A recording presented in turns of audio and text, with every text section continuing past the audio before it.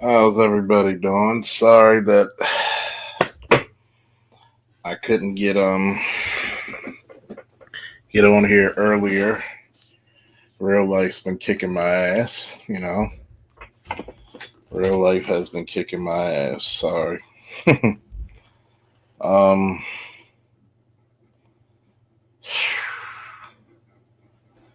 I'm gonna tell you what's actually funny about a lot of this shit.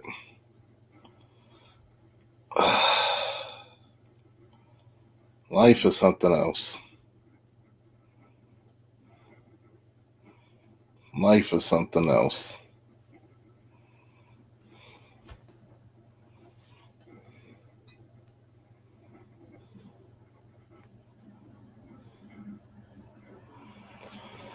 How y'all doing today?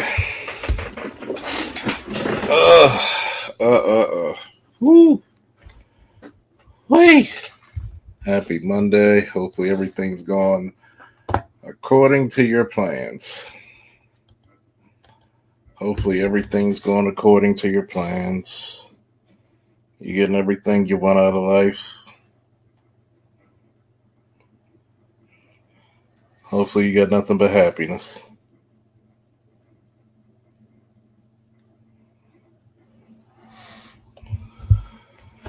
Now, I don't know if y'all remember, but we're going to talk about a few things, man. We're going to talk about a few things from back in the day. And the saddest part about this is we're going to go back 4 years ago. Shout out to Sandog and the conversation we had that reminded me. For a lot of you who recall, I want you to think about this. There was a conversation we had called The Keys to the Kingdom, and how white America basically can't trust his own anymore.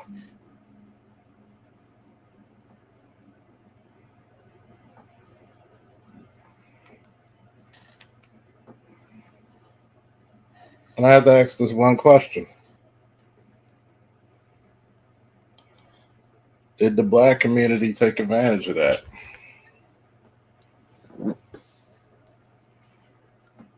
The answer would be an astounding no.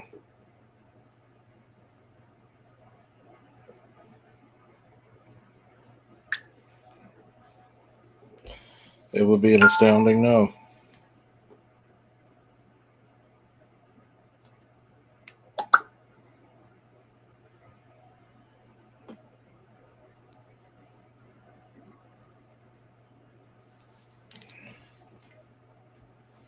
When they showed you that we can't trust these people, take advantage of this, what did the black community do? Did they galvanize to seek power? Or did they fail?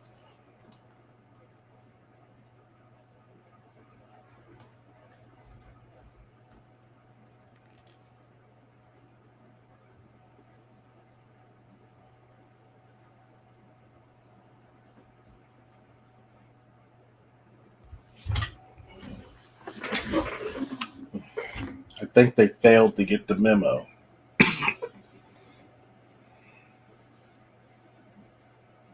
When they got rid of DEI, the black community were whining about it.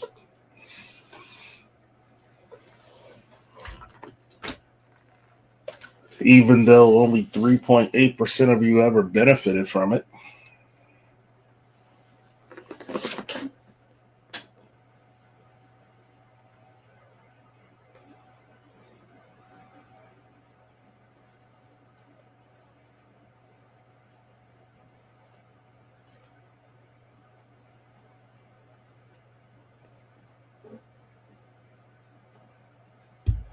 I want you to think about that. I want you to think about that very deeply.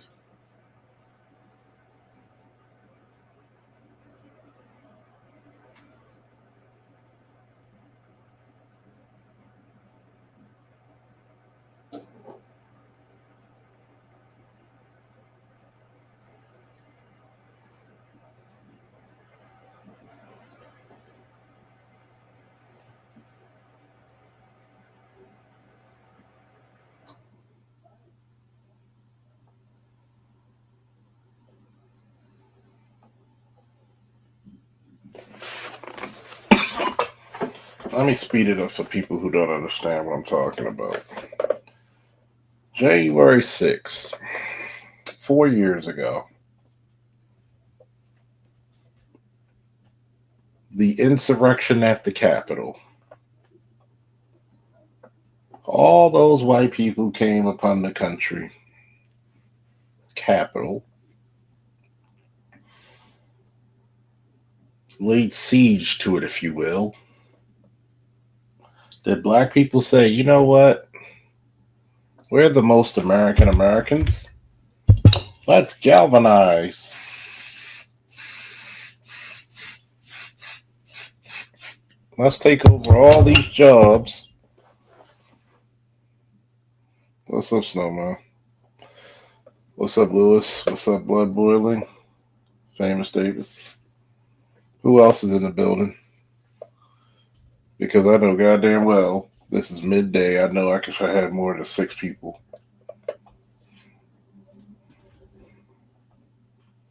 But, you know, some of us get supported, some of us don't.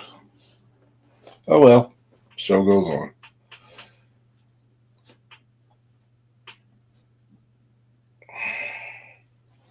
What happened? That was very pivotal. Pivotal. White America couldn't trust their own anymore. But what did black people do? You sat on your ass waiting for this geriatric patient and this DEI hire for a vice president to literally carry you into what? Number one,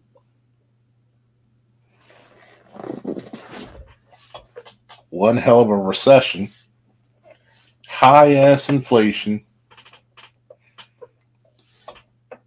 letting your neighborhoods and cities around the country get terrorized by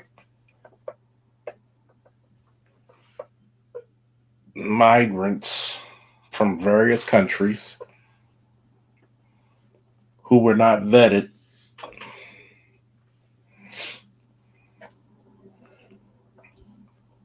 You spent money, a combined $265 billion for both Israel and Ukraine,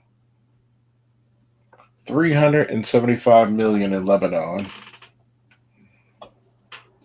But the government, when it came to helping you during natural disasters, all they could give you was $750 when you lost every goddamn thing.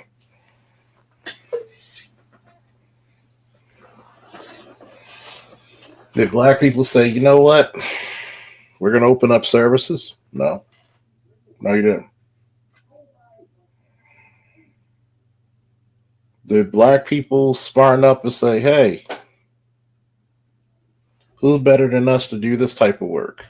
Nope. What makes it worse when it comes to the keys of the kingdom, right? Right? What makes it worse is this.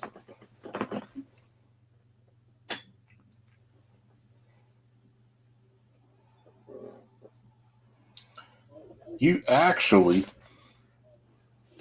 wanted to hire that DEI vice president as a president, which would have set you back how many years?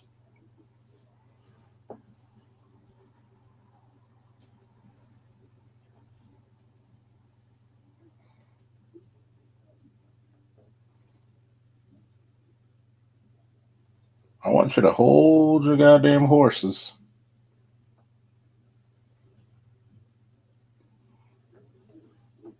Because we're going down the rabbit hole today.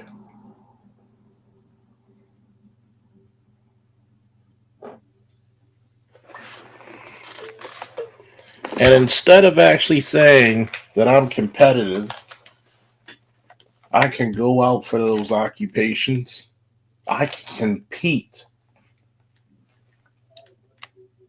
The black community's whining over DEI like it actually helped you, when it benefited damn near to the realm of 80% white women and LGBT.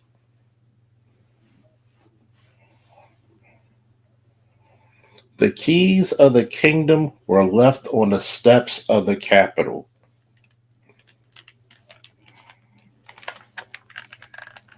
I'm going to say it again. The keys of the kingdom were left on the steps of the Capitol.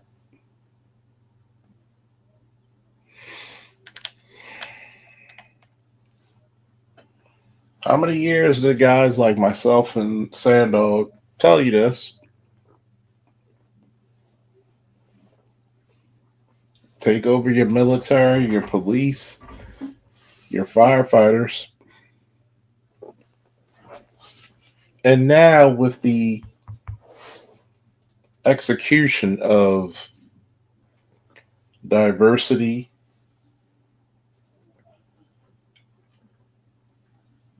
inclusion, and exclusion, whatever the hell the shit stands for. Now with DEI being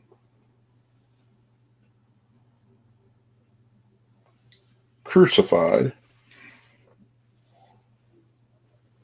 what is the black community doing to fill the void?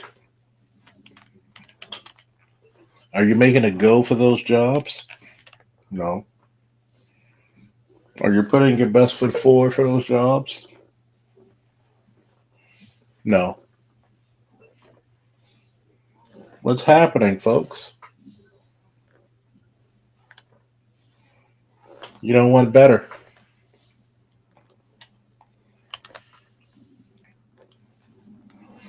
You want everything to stay the status quo only because you want to suffer less.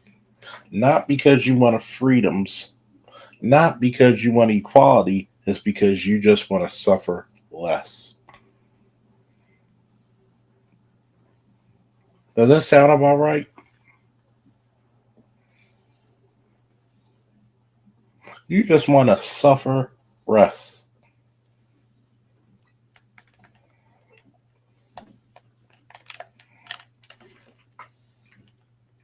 You would rather, and you see when you have those ladies on what, CNN, arguing up and down, arguing up and down, DEI. When you know goddamn well it didn't benefit you, it benefited that white chick. But you weren't going to say anything about it.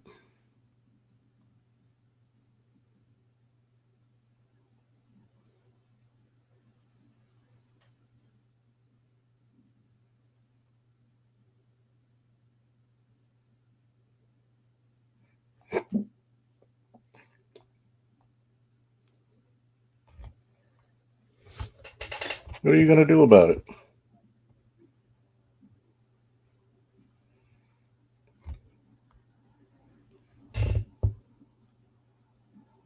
What are you going to do about it?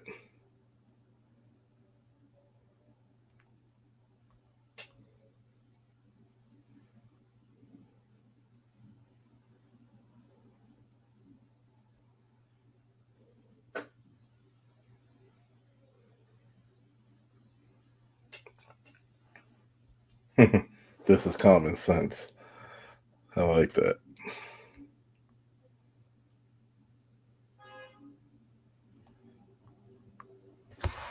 You cried. You whined. You wanted the status quo to be out there. Once again, why we needed it. And that lets you know one thing and one thing only.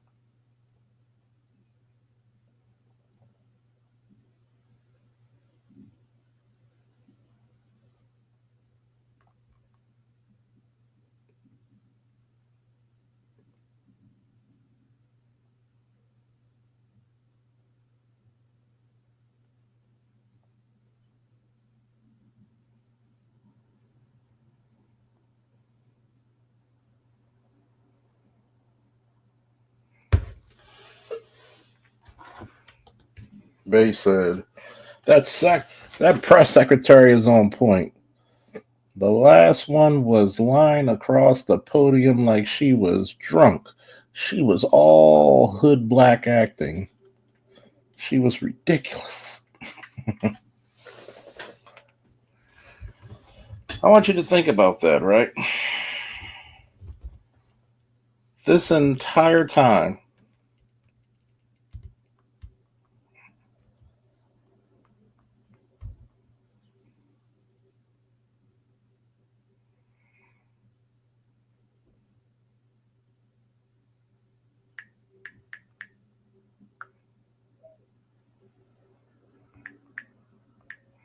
I want you to think about this, right? We're going to look at this little video I'm going to pull up. And I'm going to show you. We're asking you questions and you act like this is a riff season. Excuse me, a riff session. You know, gotta keep the good old fashioned lies going, man.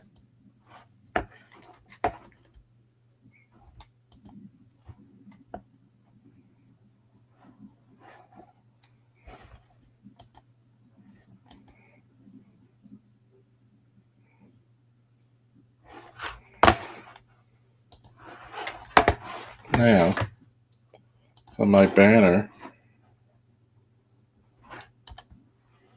fair use for educational purposes. Fair use, fair use, fair use. Jesus. Don't try to punish me for educating people.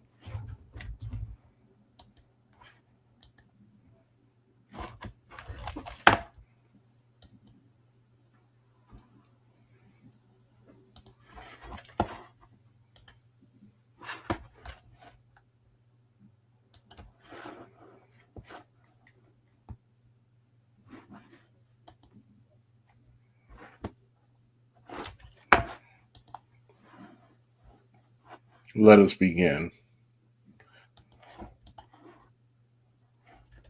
A cabinet that has perhaps more Fox hosts than people who you know what makes people of color. Yes. No, don't do and- it. Let her finish. And I would just ask Scott, if race is not the issue, then why is DEI mentioned every 5 single seconds. day as a solution to every single problem that faces this? Because of how pervasive it is, Is that, but do and you how think it's hateful really it is true? to an actual conservative ideological view. But do you think it is People- true that all of America's ills, from the plane crash to whatever it is, wildfires I due think- to Black women, I'm going to give you a piece of advice.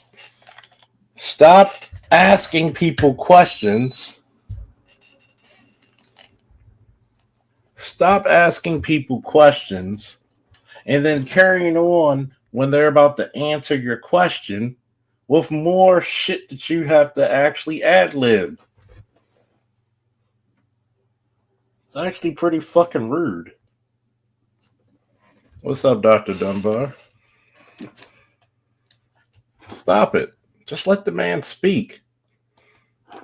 DEI for real? I think that if you believe in the fundamental principle of America, which is that we guarantee everybody an equal chance, not an equal outcome, but an equal chance, then trying to go around that principle, conservatives don't believe in it. And most people who believe in America don't believe in it, number one. Number two, the concept of not hiring the best person for the job in government or anywhere else has been repeatedly rejected by the American people, the Supreme Court, and everything else. And so What do you get So I guess what I'm saying is like, if that is the case, then people are questioning the actual qualifications of many people Donald Trump hired for jobs. Yeah. So do you think that he actually? Why? Because Elon Musk Okay. doesn't even go here. Do you think that he? That's why. This is the question people are asking. This is the question. This got to be the most overpaid version of Jigaboo Junction I've ever seen in my life. Elon Musk doesn't go here. But I bet you this bitch drives a Tesla, right? Just to flex.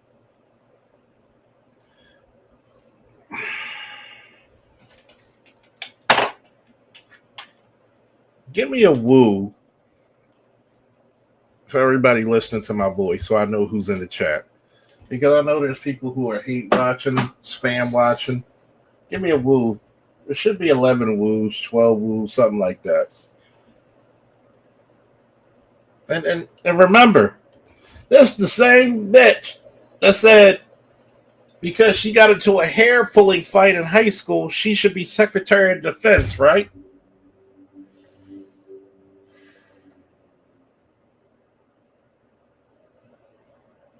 Right?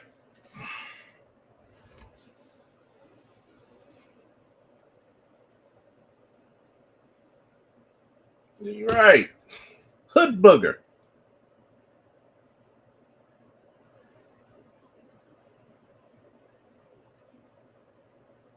I want you to think about this, right?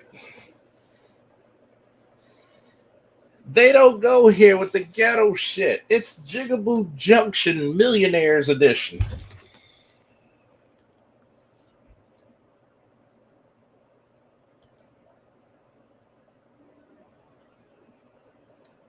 I'm a little upset with that.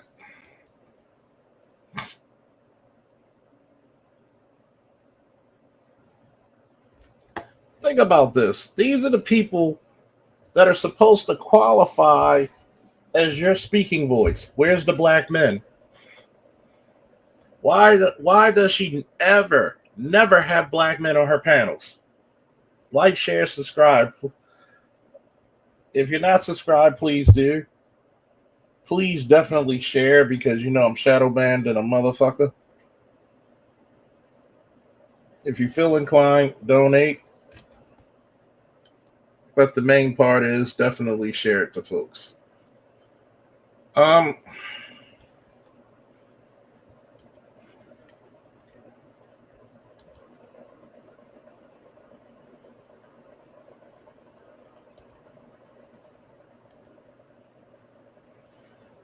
want you to look at this shit fundamentally. As a Fed myself, our best and brightest have not been running the government. Exactly. I want you to think about this, right? Tulsi Gabbard is a fucking lieutenant colonel in the U.S. Army. That's the second highest senior field rank in the military. In PSYOPs. She already knows the people in national security. SecDef is a war vet who left at the rank of major. The first damn thing SecDef did this week was go down to the border and let them know that this is going to be handled by federal agencies and the U.S. military because, like he said, and I quote,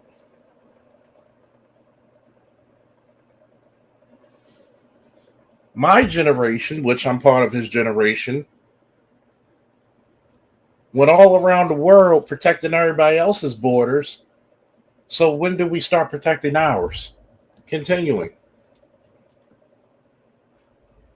AB Media, what's up?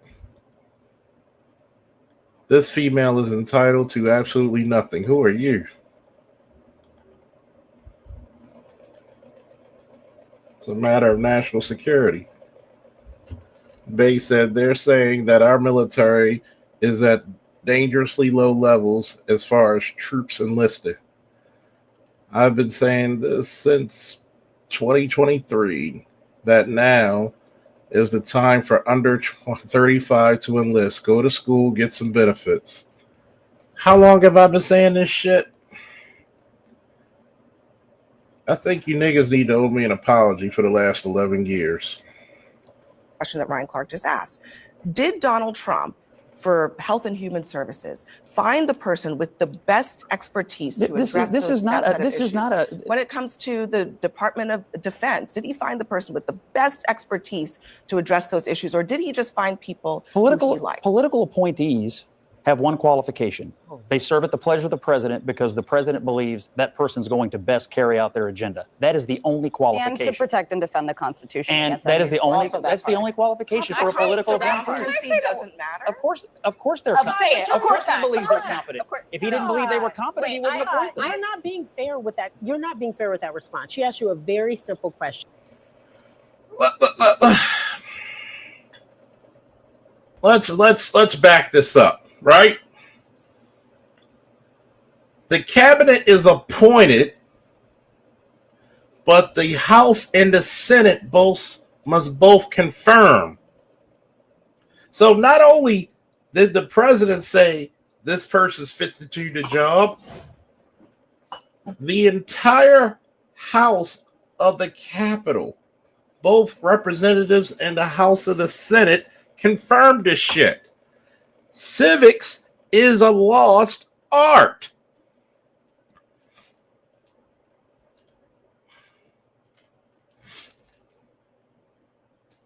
Think about this. Did I say something that's off the fucking roof? Did I say something that was so misconstrued that I need to repeat that shit again for some Negroes that idly go in the rear? Last time I checked, why didn't the U.S. House of Representatives and the Senate say no to his appointees? Modern day civics would have shut this motherfucker down. And the reason why they don't have black men there is because you can go and try to play the race card with the white boy, who's obviously schooling your dumbasses.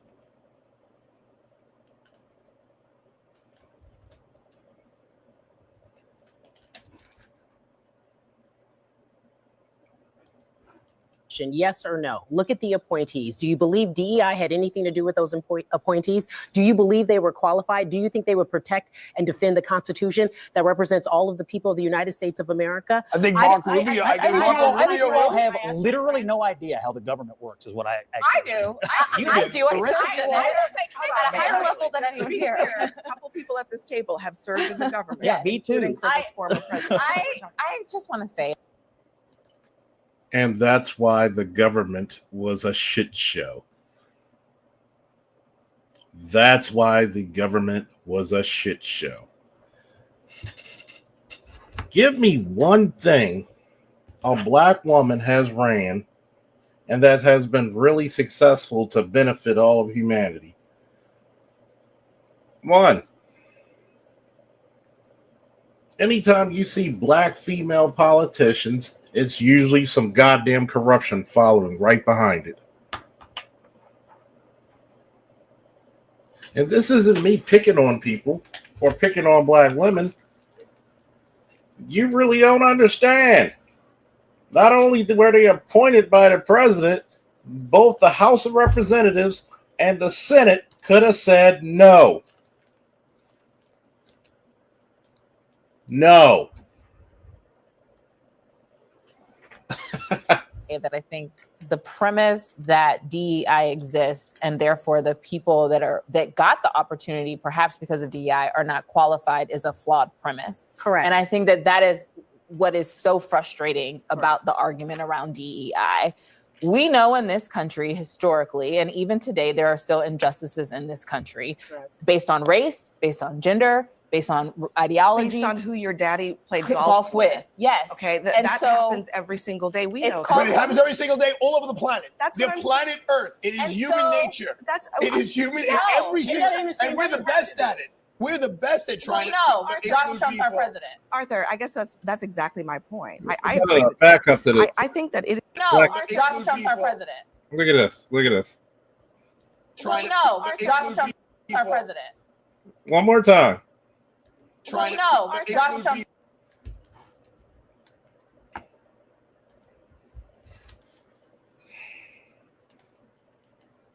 Is that what black men want to go home to? Donald Trump's our president. You mad? Why? What did Donald Trump do to you? Detroit 313 said DEI ain't qualified to do the job on the male space workforce. Yet I have seen women works for garbage trucks and tow trucks. Yet we seen women with a buzz cut have positions of chief of firefighter in LA. See, here's the hilarious part about this.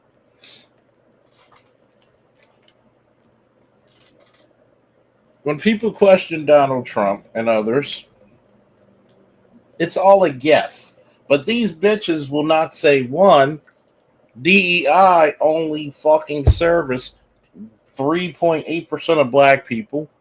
Number two, the beneficiaries of 80% of it are white women and LGBT. Number three, you didn't say a damn thing about the last regime that just got booted out. Booted out.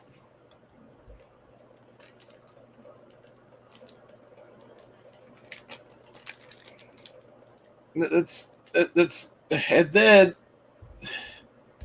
you looking all bucked and crazy right there. Smart mouth.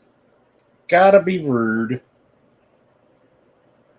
Not a fucking ounce of class coming from these black women. For what?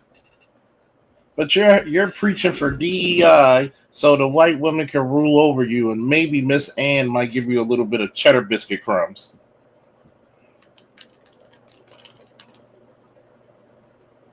And they're purposely being disingenuous, Dr. Dunbar, that mostly white women benefit this. You know, the women that they can't stand, but they get shook when they're around. You're acting like we're losing something out of this DEI shit. That's what the fuck I would tell her. When did it help us? Funny how after Trump left California, the reservoirs got filled. Not that it mattered now.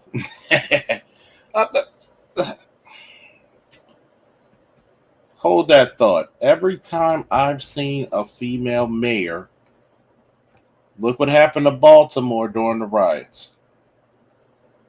We had 3 female mayors in a row leave the office in disgrace. Now, affirmative action and DEI were smokescreens for white women to co-opt minorities. Who are they kidding? They're full of shit. That's what it basically means. Our president. Arthur, I guess that's exactly my point. I agree with you. I think that it is true that there have been preferences not for merit since the dawn of time, and that in this country right now, the same people who are going after DEI, which is about giving opportunities to people who have been historically marginalized, are just as willing to hire their friends. Is that what equity means? Giving opportunity or guaranteeing outcomes? No, it's giving access. Because that's what equity means. It's a difference. There's a difference between equality and equity. No, it's giving Carrie, access. I just want to answer his question because I Wouldn't think this talent is super, and hard work give Scott, you I think this access? is incredibly And important community. for you to understand and for everybody to understand at home, okay? This is where I think we go crossways on this issue. You just asked the question, what does equity mean? Does it mean equality or does it mean access to opportunities? And conservatives want to define it a particular way, but you have to acknowledge, I'm asking you to acknowledge that people who believe in DEI do not define it that way. They do not define it as equality. I think they define it as trying to guarantee outcomes, and I think they define it Can as I trying, speak as to the trying maybe to not, punish like- people they don't like. Scott, that's The not- politically, wrong race, wrong. Speaking gender. from more of That's the what it's middle of the all country who's not hyper-partisan on this issue, I think that people generally think diversity is a virtue. It makes businesses better. It makes institutions better. But they also don't like when you have companies or organizations that are spending huge amounts of money to stand up DEI office. As an example, Fairfax County Public Schools, $400,000 spent on a DEI office, but kids are not reading at the levels that they should. They're not advancing at the levels that they should.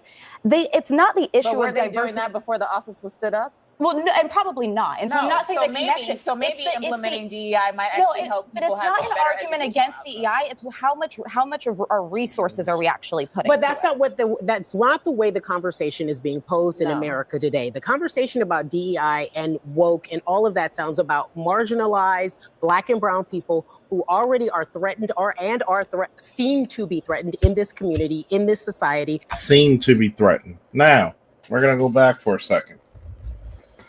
2 seconds. Posed in America today. The conversation about DEI and woke and all of that sounds about marginalized Black and brown people who already are threatened seem to be threatened in this. Seem. It's not the issue But were of they diversity. doing that before the office was stood up? Well, no, and probably not. And so I'm not saying the connection. So maybe It's the- implementing DEI might No, actually help but people it's have not a an better argument educational against outcome. DEI. It's how much of our resources are we actually putting? But to that's it. not what that's not the way the conversation is being posed in No. America today. The conversation about DEI and woke and all of that sounds about marginalized Black and brown people who already are threatened seem to be threatened in this community, in this society, and they're not getting the same opportunities. It was the same thing with affirmative action. Went to UCLA, they got rid of affirmative action. Everyone's Who got rid of affirmative action? Who? White women historically marginalized. DEI didn't earn it. DEI giving opportunities to the unqualified people. Back to you, Chuck. I want you to realize what DEI really does to a company, an organization. And I'm going to say some very controversial shit.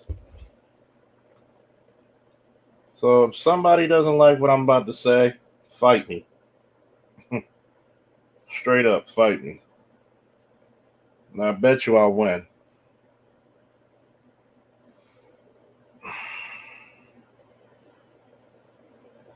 Let's look at this shit. Let's look at certain police departments where there's certain people who couldn't lead people out of a paper bag are promoted. Guess what happens?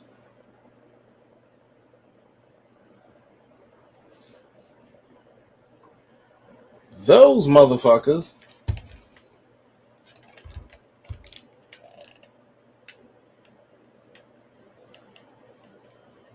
have not, and I repeat, have not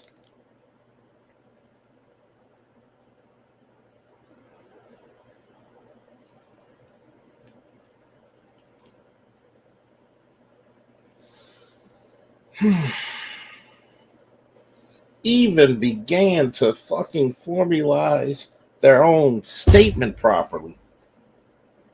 They have not even spoken about what's the real subject matter, which is why should you receive equal outcomes when the majority of Black men and boys don't even get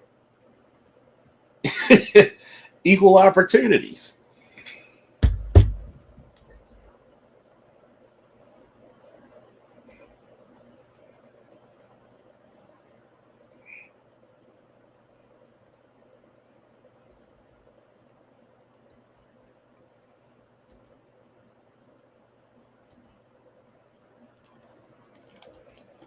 Remember that narcissist word. He's a narcissist. But who's more self-centered? You're not talking about... let me back up for a minute because they said something that was very important. equality or does it mean access to opportunities? And conservatives want to define it a particular way, but you have to acknowledge, I'm asking you to acknowledge that people who believe in DEI do not define it that way. They do not define it as equality. I think they define. How do you define something if you're not giving me the absolute definition? That's one. Number two, if black boys and black men are the most disenfranchised group in America, how did DEI help almost 80% of white women? Define it as trying to guarantee outcomes, and I think they define it as trying to punish people they don't like. Scott, that's The not wrong race, wrong. Speaking from more of the middle of the country who's not hyper-partisan on this issue, I think that people generally think diversity is a virtue. It makes businesses better. It makes institutions better. But they also don't like when you have companies or organizations that are spending huge amounts of money to stand up DEI office. As an example, Fairfax County Public Schools, $400,000 spent on a DEI office, but kids are not reading at the levels that they should. They're not advancing at the levels that they should. I want you to think about that, right? $400,000 for this fucking office. And what did it gain you? You're not doing anything but wasting money. And that was another issue with DEI they're not mentioning. It was a lot of money wasting with those programs.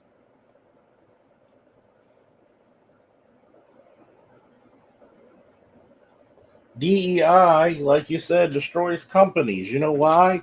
You don't have the best qualified people. See, these chicks don't like competition at all.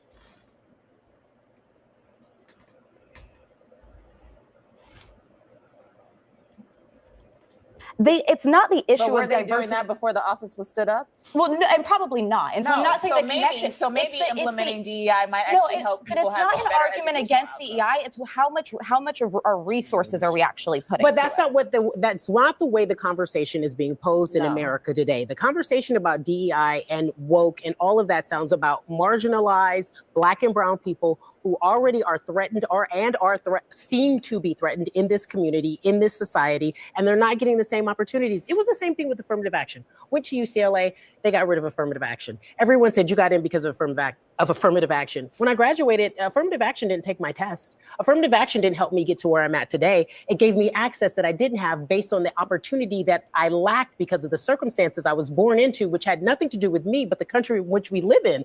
So the reality is— Have you seen the test scores of UCLA Medical, by the way? My point being, Scott, is that everyone doesn't have the same access. People like to hire their friends. They like to hire the people that they like to be around. Do you think they like to But I hire the also best people do for the think, job? but I also think around the idea of diversity. No, Donald it Trump should- hired all of his friends.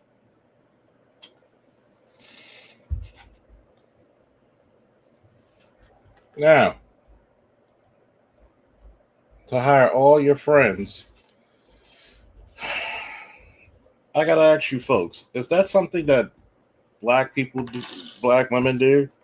Shout out to Dr. Dunbar for the so where's the good doctor for supporting the the DEI tax?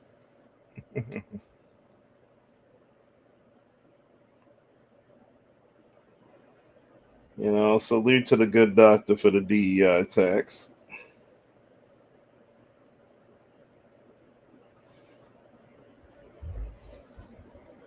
The stimulus, salute to salute to Trisha 480 for the DEI stimulus and tax. Oh man, thank you guys much, man. Thank you. I appreciate you.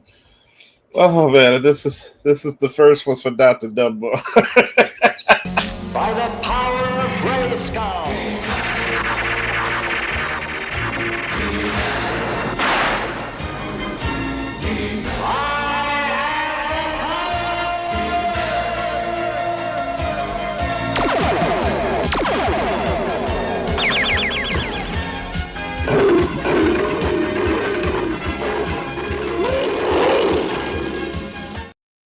Oh man, Shout out to the electrician. Oh man, that DEI stimulus has me rolling. This is for electrician. Now for a lesson. You may have heard these words before, but I'll teach you what they really mean. Go beyond. Plus.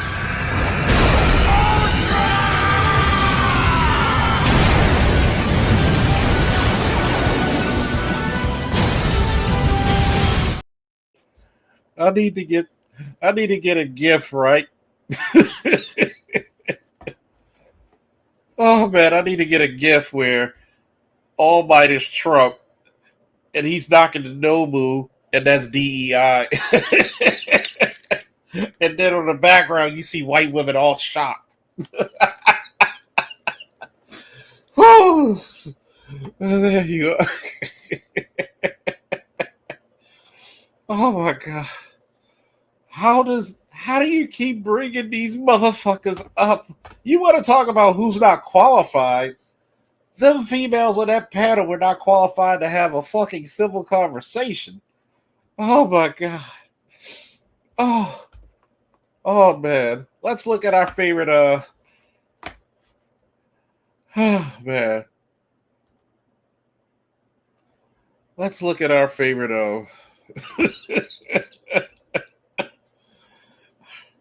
our favorite Secretary of Defense to see what he's doing. Okay, Zach, thank you so much for that. Also, let's see what he's doing on the border right now, Oh my god, that shit got me. You ain't shit for that number. Today, Defense Secretary Pete Hegseth traveled to the southern border. He visited Fort Bliss in El Paso, meeting with military members of Joint Task Force North who are working to crack down on illegal immigration. The visit comes just days after the Pentagon announced it is preparing to deploy about 1,000 troops to help Border Patrol agents. Because of President Donald Trump, this is a new era at the southern border. A new era of determination, a new era of cooperation, and at the Defense Department, we are proud to be a part of it. It's amazing. Now, Hegseth said the Defense Department will support the territorial integrity of the southern border and will call upon reservists, National Guardsmen, and active duty personnel to help with this mission.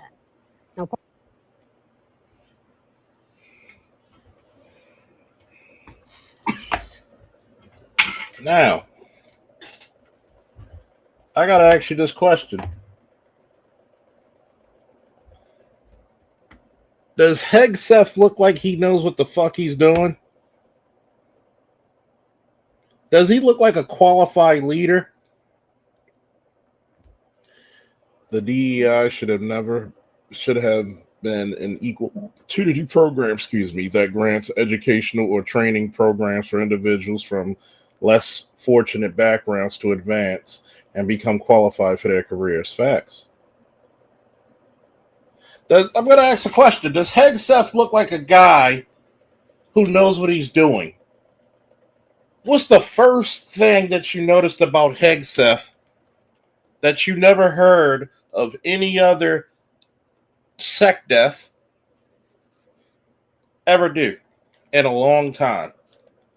Actually go where the troops are, go where the issues are, and lead.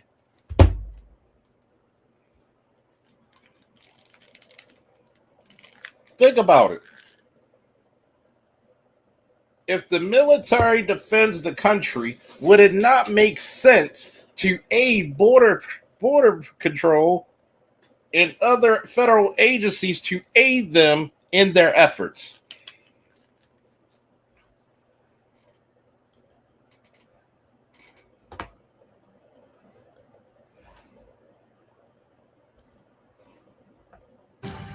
Newly confirmed Defense Secretary Pete Hegseth is at the U.S.-Mexico border in Fort Bliss, Texas, on his first trip since taking office. Hegseth says President Trump wants 100% operational control of the border, and he's there to deliver.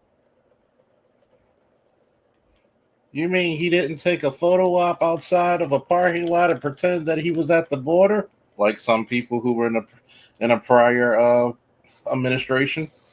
Now, I'm going to play back something she said very carefully, and please pay attention to it.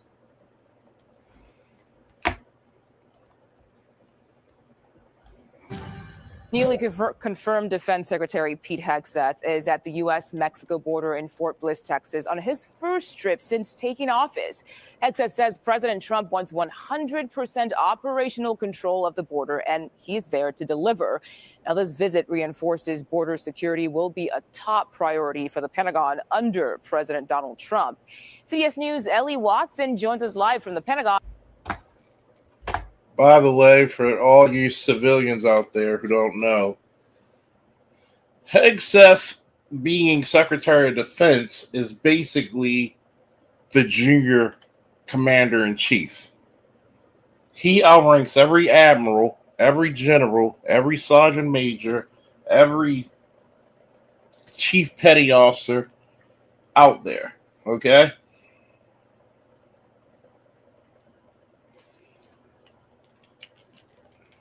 I'm going to tell you one guy who didn't. Dick Cheney was a Secretary of Defense and was never in the military.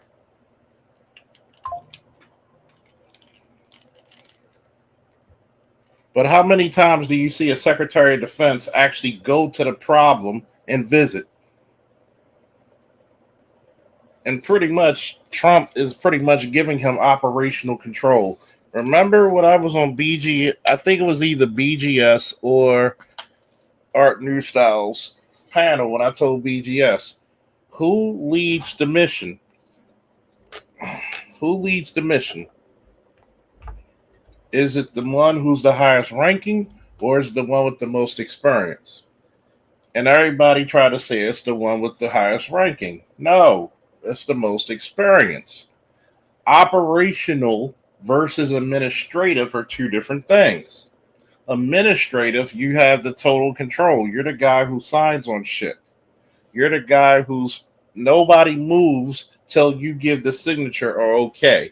The operational is boots on ground, getting it done in real time.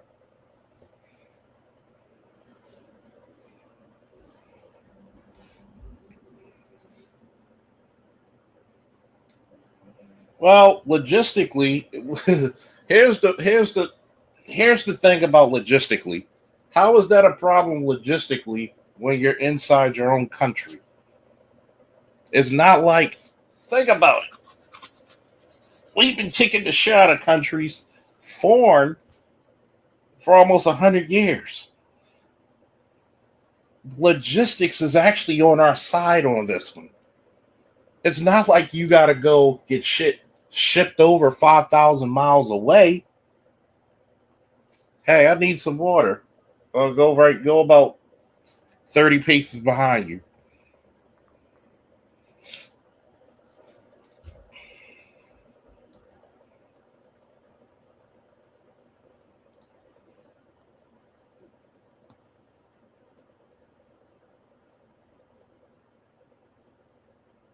Yeah, that's why he had to call. That's why he was called a dick.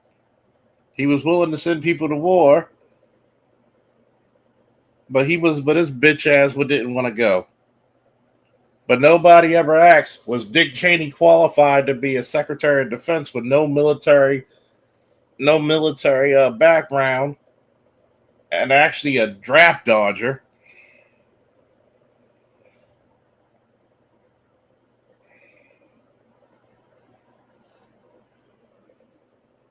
Hell, have you noticed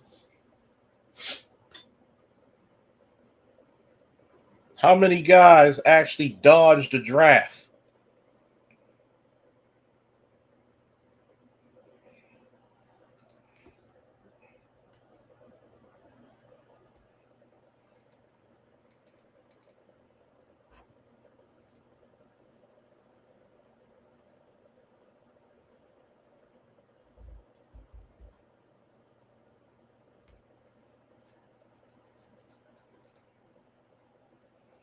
And this is the part what I was trying to tell BGS. The administrative versus the operational. I'll give you a good example. When we were at BlurCon last year,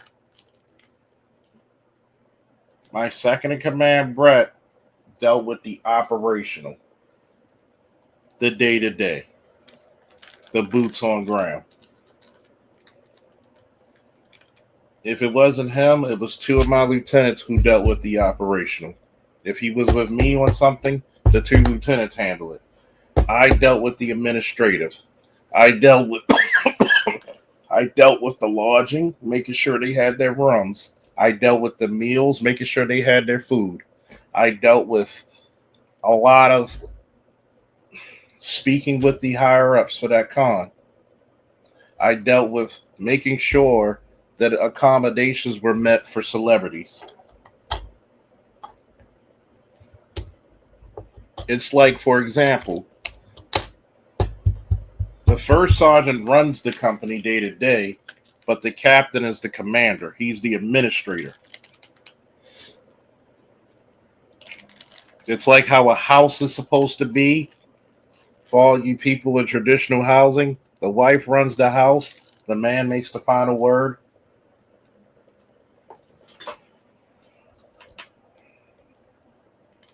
And it wasn't like, oh, I'm trying to argue with BGS. No, it's just the fact that I was trying to explain when you're on a tactical team, number one, the highest ranking person is not going to be going in that goddamn building with you. 9 times out of 10. He's got to do Overwatch. When you're that high, when you're the commander of a unit doing tactical shit, you got to command the entire perimeter versus the sergeant or whoever, the enlisted guy who's got command of that building they raid. You got to make sure all the other assets are in place. That's the difference.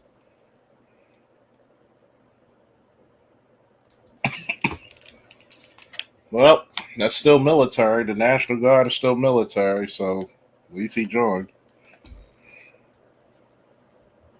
But you're talking about Secretary of Defenses who didn't join shit. That's the part that gets me. Continuing. And Ellie Hegseth plans to deliver on the president's agenda, but do we know exactly what that will look like right now? So far, it's looked like surging support to the border. It's looked like so far there have been an additional 1,500 service members sent to the border and the facilitation of these deportation flights. So using C-17 military aircraft to fly migrants from the U.S. to places like Honduras, Ecuador, Guatemala, Peru, and even today, one flight heading to India. We know over the weekend, Secretary Hegseth approved an additional 500 soldiers to head to the border. Those soldiers will start making their way this week and bring the total to about 4,500. It's important to note that there were already 2,500 service members at the border before the Trump administration came in. That presence has been largely there in both Republican and Democratic administrations to support customs and border protection. And now the second Trump administration is plussing that up. Ellie, I want to talk about something else here, because just one day before the start of Black History Month, Hegseth said identity months are, quote, dead at the Pentagon. What can you tell us about that message? Yeah, on Friday night, Secretary Hegseth released a memo saying what identity month's dead at DOD. It bans the Pentagon from using official resources to observe cultural awareness months like Black History Month, like Women's History Month, Pride Month, and National American Indian Heritage Month. Now, this is a continuation of Hegseth's first message to the force when he came in. After he was sworn in as Secretary of Defense, he issued a tweet that said there will be no diversity, inclusion, equity roles at DOD. And there has been some confusion over how to apply to comply with that mandate. I think 2 weeks ago, we saw the Air Force remove a course from basic military training that had to do with DEI, and in the course of removing that DEI course, it removed some videos of the Tuskegee Airmen, which caused a lot of backlash. Secretary Hegseth said that that removal was malicious implementation to try and criticize the anti-DEI movement, and that, of course, the Tuskegee Airmen should be recognized. But if the Pentagon is not recognizing cultural awareness months like Black History,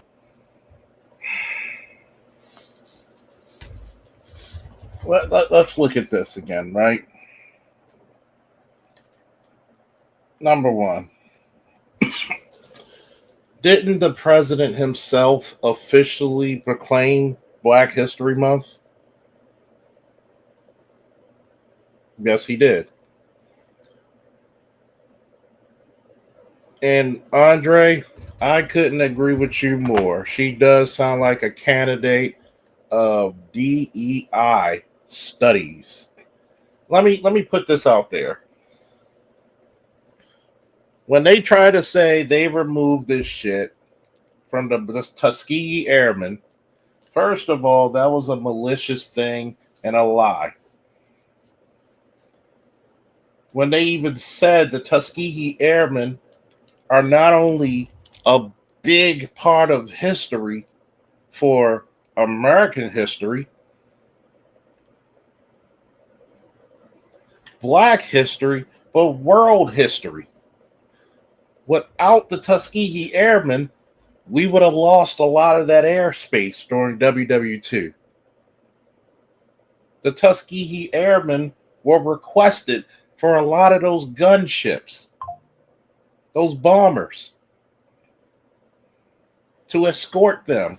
Eleanor Roosevelt requested by name the Tuskegee Airmen. I'm an Army guy.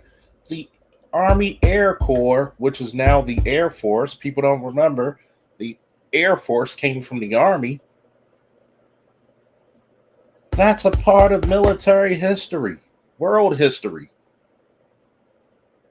They said that is malicious bullshit that you try to pull when you know goddamn well everybody's going to stand up for the Tuskegee Airmen.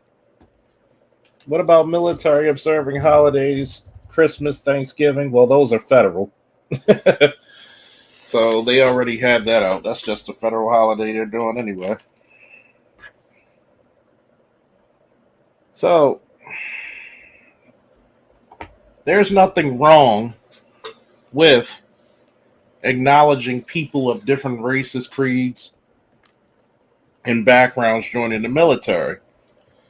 And remember, they just got rid of DEI. Do I think that Black History Month, Pacific Islander Month, Women's History Month is DEI? No, it's just acknowledgement. It's historical acknowledgement. That's not DEI. DEI is putting people in superior positions to lead or have superior rank over people who did not deserve it. For example, and I got to call out the Baltimore police for this. It's amazing how you can take a multiple question test and then go after you pass the multiple question test, you stand in front of a board to speak to people and they decide where you go on the list to see if you hit certain talking points. So, with that being said, you can literally have a fucking chairborne ranger, a motherfucker who either gets pregnant, gets hurt, and we're not talking about people who get hurt in the line of duty legitimately either. We're talking about people who sit their asses on half the career, won't get outside their car, late to calls, bullshit on reports, afraid to interact with people, afraid to engage the criminal element. All they have to do is pass a multiple question test and go in front of 3 people like it's the goddamn Sanhedrin. And that person can be fucking a supervisor who holds your life in their hands, who will tell you to do shit that they were so impotent in committing themselves.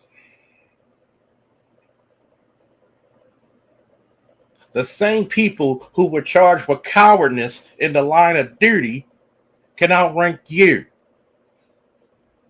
That's DEI, if anybody wanted to ask. What's up, Black Uber? Long time no see, elder man. How's the Chicago going? Well, we kicking ass today like we're the Eagles. Month, there will be fewer opportunities to learn about the Tuskegee Airmen, the 6888, the Montford Point Marines, all Black units that have been considered American heroes under both Republican and Democratic administrations. Yeah, definitely a lot of questions surrounding that decision. Ellie, we're hearing U.S. military service members just arrived in Guantanamo Bay to support what the Department of Defense. And have you ever noticed that you see all these women in media? Not one of these chicks, you see them in their natural hair. And then you realize they're only telling half the story. Because the Harlem Hellfighters are not DEI. The Harlem Hellfighters are what make America really great. Think of the ingenuity of taking over German tanks and learning how, through your tactile prowess, to conduct yourself in the heart of the war and maneuver those tanks like you built them. Fundamentally, that's the opposite of DEI, because you literally had the best of the goddamn best. It's funny how you have the white woman who benefits the most from DEI, and it sounds like she has a 3rd grade reading level, and here we go. One of the most biggest seditious traitors in American history. I'll let you point out which one who's the biggest seditious traitors in American history is. Coaching this woman into saying half-truths. Because I read a lot of the executive orders that officially proclaim Black history.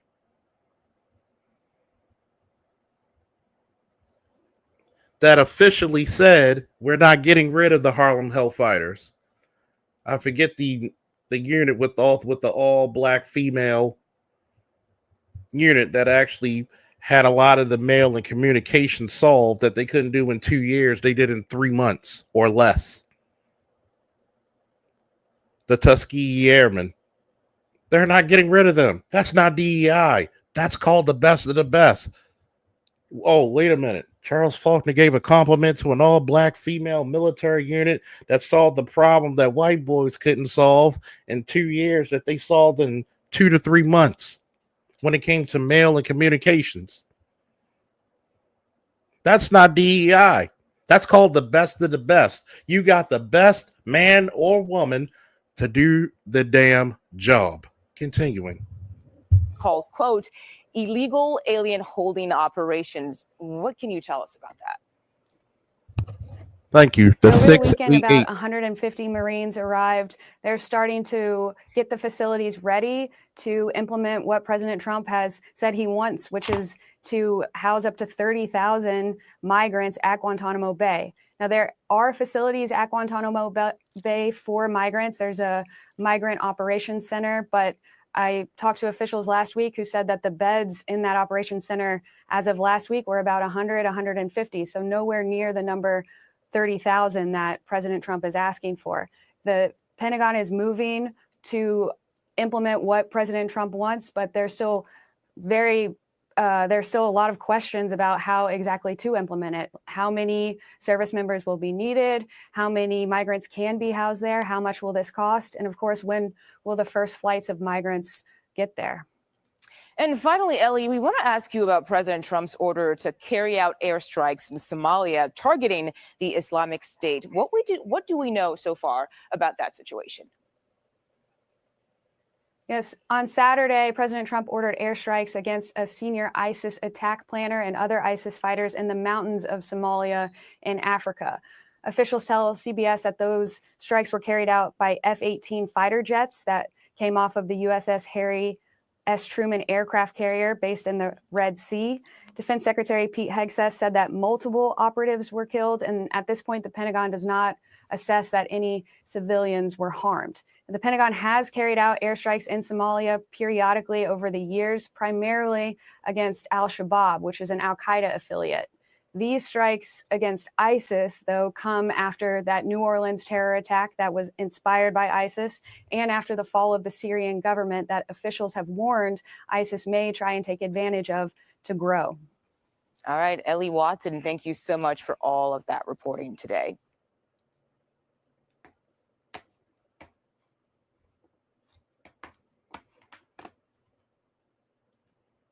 Yeah, I hope you all got a little bit educated. And shout out to the 6888, because those ladies are heroes, just like the men. Like, share, subscribe. Donate it if you feel inclined. This whole thing about the keys of the kingdom that I spoke about 4 years ago, here's the link if anybody want to speak to me about that.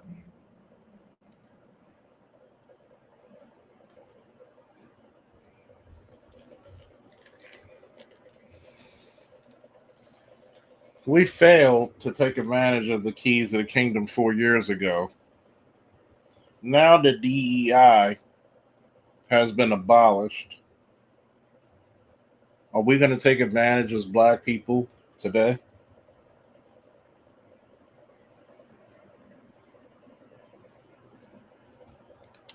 Young Black men can't find a job, but young Black men are not pointed towards the military like we did years ago. Why?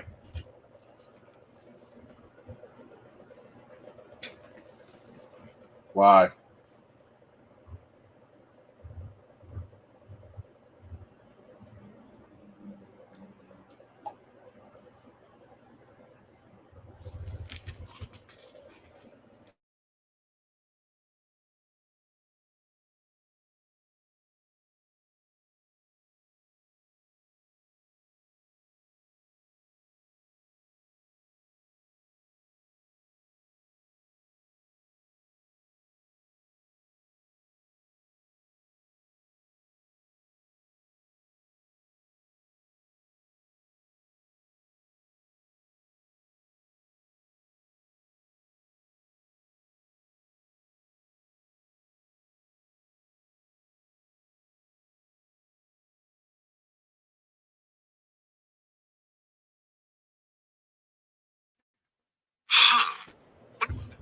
Now, we're joined by what's the new channel name? This is Common Sense. You know these goddamn titles, man. Ticks. That was actually this Ticks. That was accidental. Oh yeah, that was accidental. We're joined by the doctor known as Dunbar. See. Okay, I'm like, well, where did Charles go? Damn, I'm so bad I kicked my own ass off. You know, man, I had this. You know what's so messed up is that I had a conversation with Sandog over the weekend, and he remembered the live stream that I talked about on January 6th, the day after, about the keys to the kingdom. How America can't even trust his own people anymore. White people. And that was a big opportunity for Black people to step up. 4 years later, where are we? I want you to start Bay, then the good doctor next, please. Well, that's why I asked you, are you joining us tonight at 9? Because this is a big point of discussion. What's going on, Blood? Might as well. I'm doing a double day anyway. I'm going to have to take a nap. I'm going to do a daily double anyway. Why not? That's fine. Good. Because the thing about it was that under the Biden administration, Black people, or shall I say Black women, were given the keys to the kingdom. And unfortunately, it was people like Carrie Champion and who was the chick that ran for president? Kamala Harris. Kamala Harris. It was people who had that ideology. I mean, look at what's going on with Dalton. Look what's going on with Brandon Johnson. Look what's going on with Brandon Scott. You know, at least Eric Adams took the butt plug out of himself and started manning up and cutting deals in order to save himself the prison time. Because I don't think people really understand the nomination. Let me say this, and I'll pass it to Dr. Dunbar. The worst thing that they did was took a shot at the king, and they missed. Because what happens when you take a shot at the king and you miss? Oh, he's bringing all the king's horses for your ass. Yeah, he's going to cut your freaking head off. And he knows that the Democratic Party was responsible for everything that happened to him leading up to him being shot at, all the court cases and whatnot. That's why when people say, oh, 34 felons, you're like, and what does that? It means nothing, especially when those cases are right now being in the appellate court and getting ready to be tossed out. Your whole case is about to be tossed out because there's no injured party. And it's fraudulent. Yeah. So what you're seeing is what you're watching right now, ever since January 20th, is Trump dismantling the Democratic Party. He is breaking them down to nothing. By the time June comes around, there's going to be a lot of Democratic leaders sitting before Congress and judges trying to explain where all this money came from, especially with USAID. That was the first thing that they went after because that was their biggest honeypot. I'm sorry. I'm betting by my birthday, April 1st. I'm betting that's when. But continue, please. No, I'm done. I'm saving it for tonight. I'll pass it on to Dr. Dunbar. Okay, the good doctor's next, folks. What's your channel, Texas? In case I want to listen in. Oh, Tix. This is Common Sense. Here, okay. I'm new. No, it's fine. The channel. This is my. YouTube killed my original channel, the Bitter Show. Oh, okay. Right. And what it was up under I had channels up under that umbrella, like Embrace Villainy and a few other channels. So when they killed BTS, they killed all those channels. Wow. Okay, you must have been going pretty hard in the paint. They said that I was committing a fraud, but I'm like, well, where's the fraud? Because you demonetized me over a year ago. I opened up this other channel to get away from all of that. The only thing I was uploading on the BTS channel was like little TikTok snippets. You know, them little TikTok shorts. I was uploading those. So, but I wasn't asking anybody for any money. I was demonetized. I wasn't promoting anything. I wasn't selling anything. You know, I wasn't pulling a Dr. Umar. So, and I wasn't pretending to be somebody else. So they really couldn't give me an explanation as to why they did that. But Charles, you have to post my link. You got your link thing cut off. Oh man, it's okay. I gotta add you as a mod because you got a new channel. Okay. So that's a quick fix.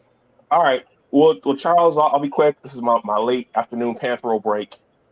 Well, thank God for avatars and aliases.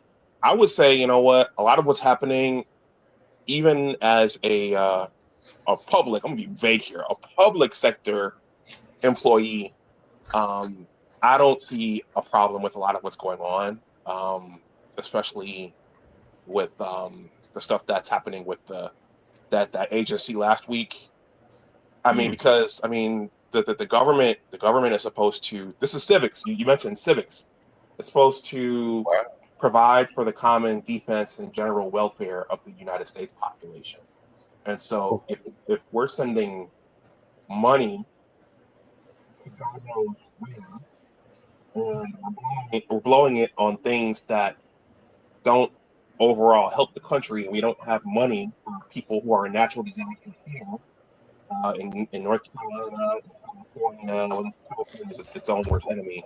But if we're blowing money, the deficit's going on. All the things BGS talks about, we're more deaths than births. So what are we doing? You're boring a little bit. Am I? You're going in and out, actually. All right. Can you hear me now? Yeah, you're good. All right. Well, I'll try to be succinct.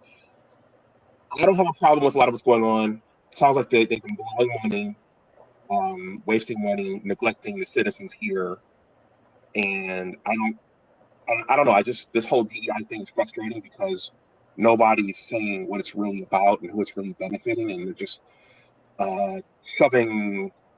Well, I guess our queens are complicit in it, in the whole charade. But it's just frustrating that nobody's saying what it's really about, and our people are being diverted to feel like they're being shortchanged by DEI going away. So, yeah, I don't have a problem with Hegseth. I don't have a problem with RFK Jr. I don't have a problem with Tulsi. I don't have a problem with saving the country money. At some point, you have to.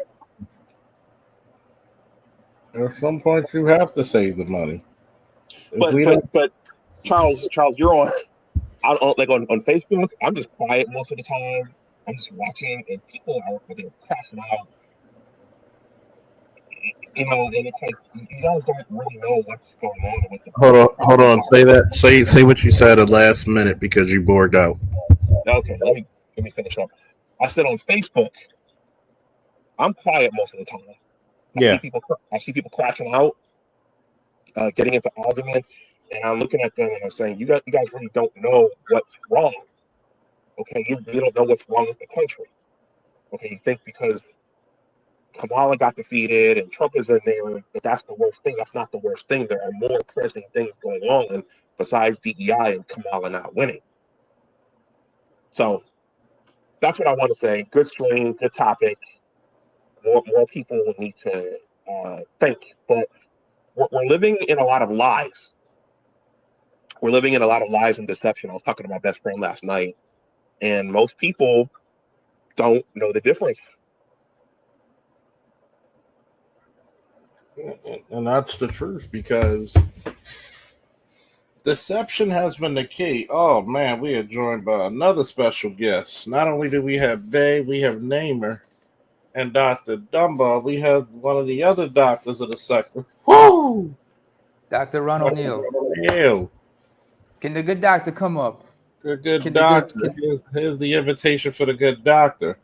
See, when you look at this DEI, DEI to black men is like sunlight to a Kryptonian. What's the old saying? I had to be twice as good to get it. To get half as much.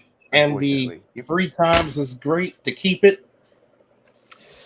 Thank you, Eli Pope, for that quote. So, Scandal. If a black man's that means they know. You could correct me if I'm wrong, Dr. Dunbar, Namer, Bay. This is an opportune time for the black male who's good at his job, because they know if a black man's going for that position, he pretty much knows how to do that goddamn job. What did I just say? That they ran a Super Bowl commercial recruiting for the Secret Service. They've been saying that the military is woefully understaffed. Now is a good time, especially if you're under the age of 35. You have a son or a nephew, some type of directionless male in your life. Hey, Go sign. I ain't going to war. We're not going to war. Trump's not fighting a physical war. He's fighting an economic war. You're never going to go to war under his term. He is 100% against that. So now is the good time for you to join the military or possibly the police force, because they're about to start taking applications pretty soon.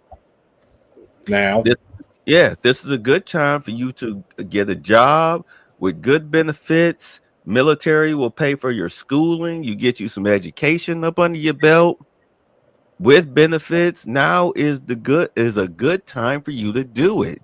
If you're scared of being a cop, then go be a soldier. My question. Go be a soldier. The government for military officers, especially now under Trump, will have better benefits for you because he is 100% trying to help the American people. I don't stop watching MSNBC and CNN and The View. Those people are traitors. If it hasn't been exposed to you already that these people are traitors, especially to you as a black person, a black man, if it hasn't dawned on you yet, then you need to see a therapist, because you're thinking with your mama's brain. You're talking with your mama's mouth. Free yourself. Mm-hmm. If I may, sure. Permission to enter the chat, Charles. Go ahead. Thank you. Now, by the way, first of all, guys, just because I'm not ADOS and plus I'm living outside the country does not make me a DII hire. I'm not here for diversity and equity, motherfuckers. Let's get that straight. That's for the people in the chat. I appreciate what Charles is saying. Everything is valid. Civics should have been taught a lot better, but then again, sometimes you got to be careful what they teach us and what they're not teaching us. You know what I'm saying? You understand what I'm saying? At the same time, as much as everybody's making this big stink about DEI, don't always focus on what people are saying, but what other people are not saying. Not only what people are also discussing, but what's not being discussed. Because you have several, besides, they put out numerous executive orders and they're putting the shutdown to several other things. But what other things that are they doing that we're not looking into? I got to play the devil's advocate for a reason here, Charles. I mean, you know my intentions are honorable. You're supposed to. But right now, you have to, there's always the good and bad. See, this is the problem with black folk, okay?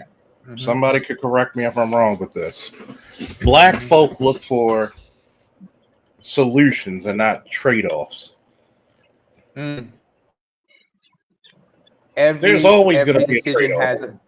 Every choice you make has its good and bads. It's, you got to pay a price. DEI, okay.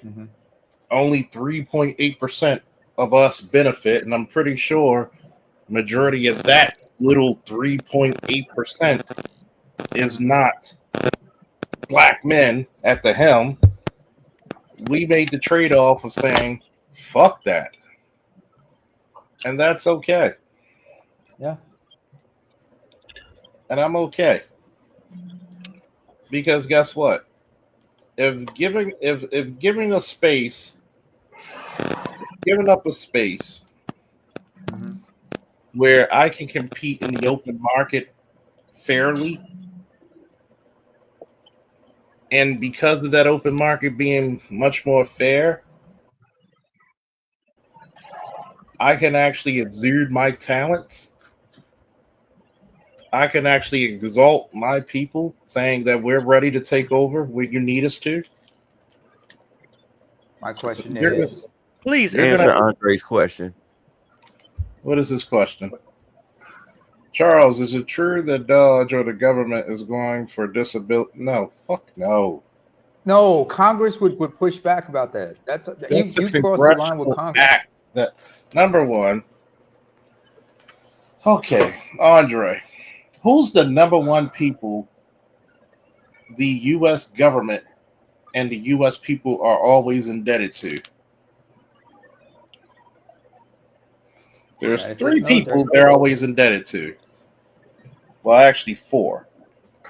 Military, police, fire, and first responders. EMTs and paramedics, and sanitation pickup. You're always indebted to them because they do jobs nobody else in the country really wants to do. People could say, what about the teachers? I would say the teachers if they actually did a better job in the public system. Shout out to the school union, the teachers union. The parochial system, because I'm pretty sure when Dr. Neal teaches his classes and he finds out when the first term papers issue why the hell this kid can't read, he's going to have to go back and be like, okay, what's going on here, kid? I haven't even opened up the big guns yet. But ladies and gentlemen. Please don't hurt me, Dr. Neal. Please don't hurt me. Ladies and gentlemen, boys and girls, children of all ages. We got to do our salute here to the brother. We gotta give him a good old Thundercat salute.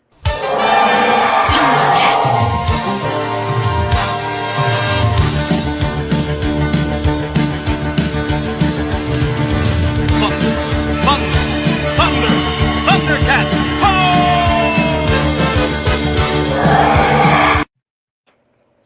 Ladies and gentlemen, the one, the only, the Dr. Neal. How you doing, good doc?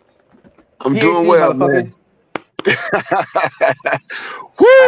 had to say it. My apologies. Peace, man. Glad to be here with you guys, man. Listen, man. It's a great time to be alive. It's a great time to be a black man. I tell you, Trump is leveling the playing field. You see, you got to understand this, man. You know, the white males are basically saying, you know what? If we can't benefit, nobody should benefit. If we're not going to lift up these white males, then we're not going to lift up the white woman, the black woman, the gays, the lesbians, the trans, anybody, goddammit. And I'm going to say, I'm going to confess that I'm here for that, because what the white boys are saying is what I say. That is, if black men cannot benefit from these doggone policies, and we are the ones who have been targeted for underdevelopment for the past 60 doggone years. If we can't benefit, nobody should benefit. So we send the illegals up out of here. We make everybody pull themselves up by the bootstraps, like black men have had to pull themselves up by the bootstraps since forever. That's real equality right there. Treat everybody like a black man. That's it. Treat everybody. Dr. Neal. Excuse me, sir. That's it. Sorry to interrupt, but excuse me, sir. Let's not forget, black folks have been pulling themselves by their bootstraps, even while they were barefooted. Even while y'all were barefooted. That's it. Bootless than a motherfucker. That's it. Am I wrong? No, you are absolutely right. You know. And this is an African saying this, folks. I'm not ADOS. I'm on the outside looking in. You are absolutely right. Everybody has to hold their own weight. You understand? And that's the leveling effect. That is equal opportunity. You understand that? That's true equality.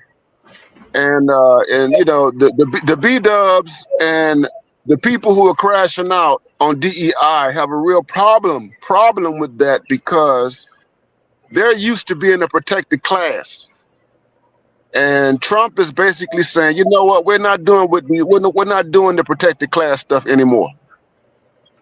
That is, you have to hold your own weight here in the United States, and every other country has to hold their own weight. That's what the American first thing is all about. That we can't be fighting everybody's wars and fixing everybody's problems and get nothing out of it, you know, other than some sense of, you know, we are exceptional, or we are the #1 dog on the planet, or what have you.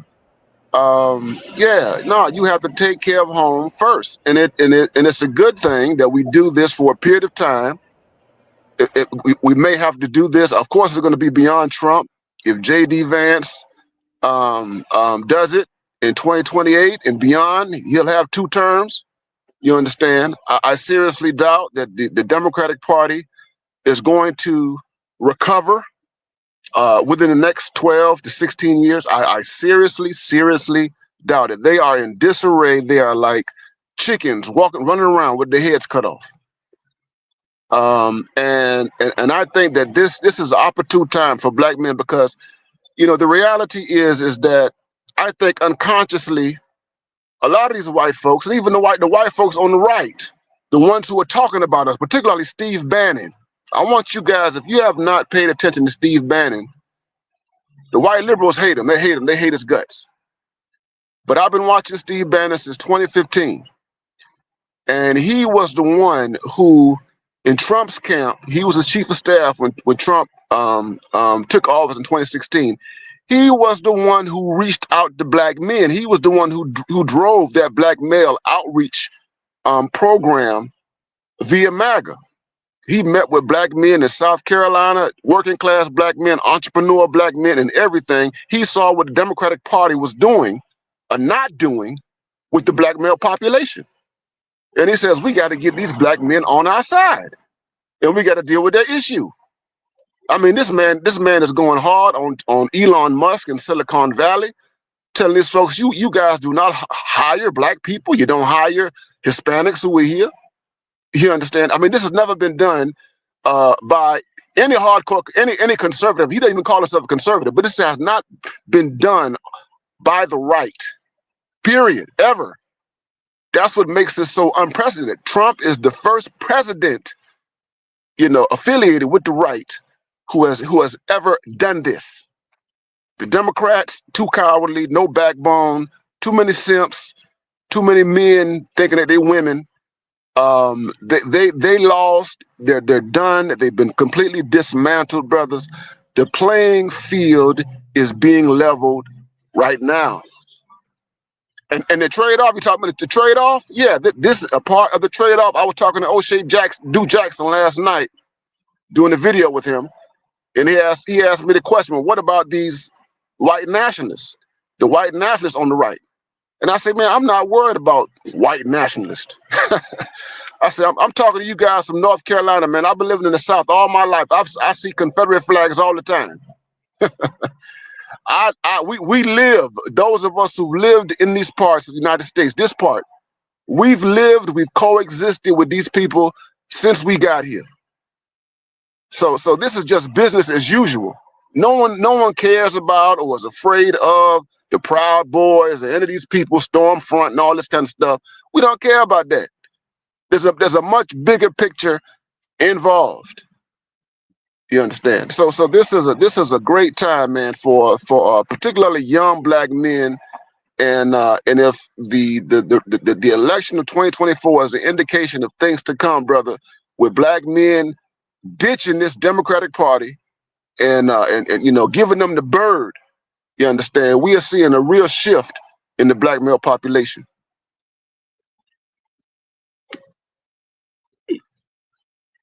Play that vid, Charles. I got another one coming.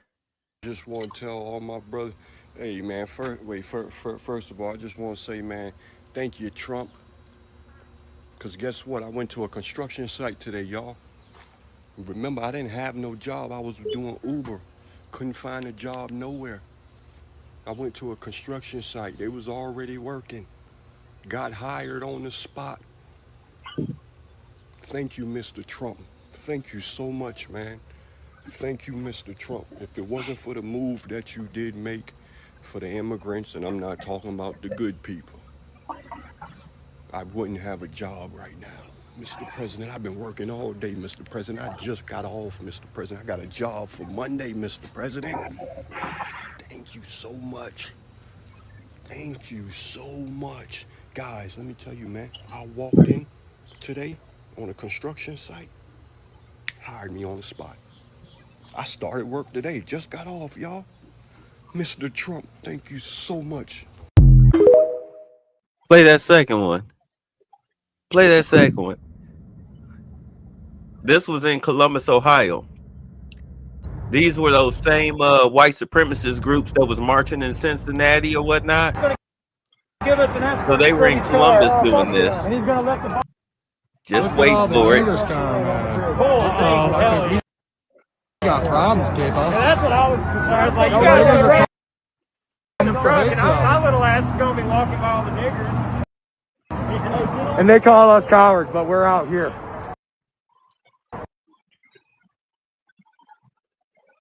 The brothers ran up on them. The brothers ran up on them on that bridge. They're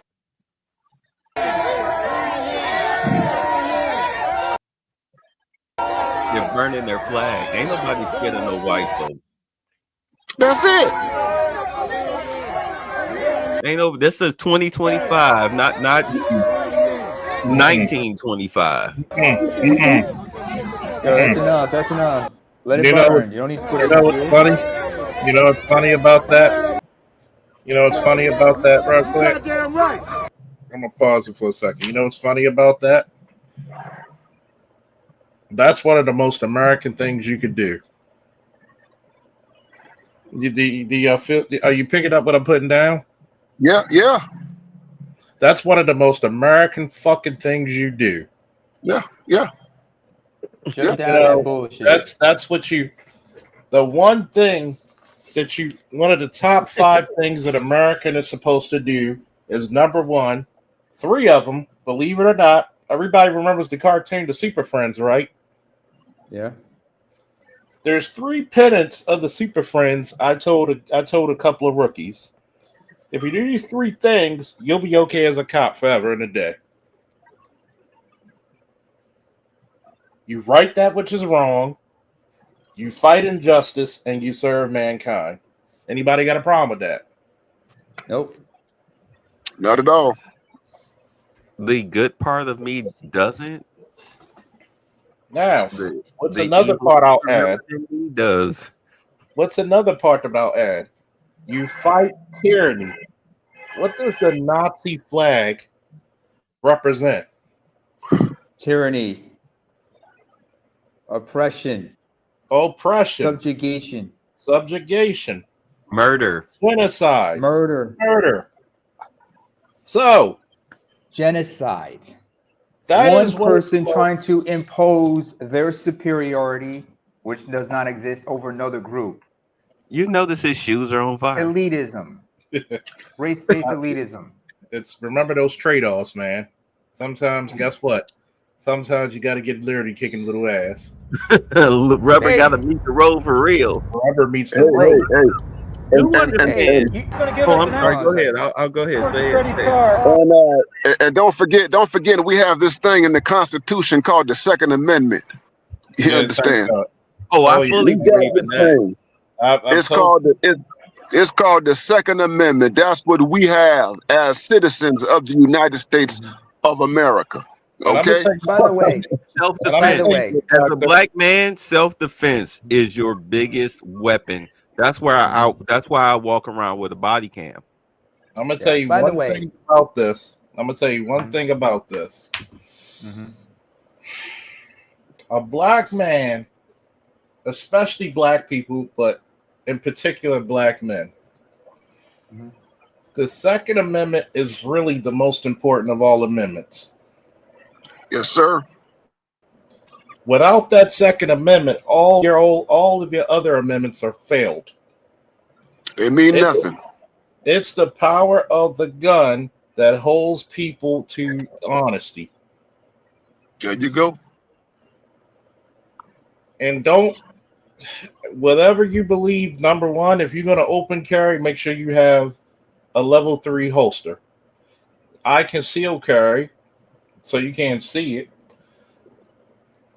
But make sure you're cognizant, well-trained, and make sure there's nobody who's unauthorized getting to your weapon. But we're going to play this beautiful part of Americanism right here again. This is what you like to see as tyranny. Yeah. I, as an American war vet, fought against tyranny. Yep. As a police officer, defended people and fought against tyranny. Whether it was domestic terrorists selling poison to your people or insurgents leaving IEDs. I may not have the credentials, but I have the equivalent of a PhD on kicking tyranny's ass. Tyranny Jenkins. When you're gonna go back to school and get your I spent almost what? Damn. I spent 20 over years. a quarter of a century at this point now since I joined since 17 and I'll be 43 in April 1st. I spent more than quarter of a century putting foot in tyranny's ass. I terrorized tyranny. So let's watch this beautiful video again. Roll the footage, folks. Oh, that beautiful Look at all the niggers coming, man. I think we got problems, J-Bo. You ain't scared? Take your mask off. You guys are driving truck, and my little ass You is believe only what walking you say? by. Take your mask off. Call me a nigger without your mask And they off. call us cowards, but we're out. Well, then take your mask off.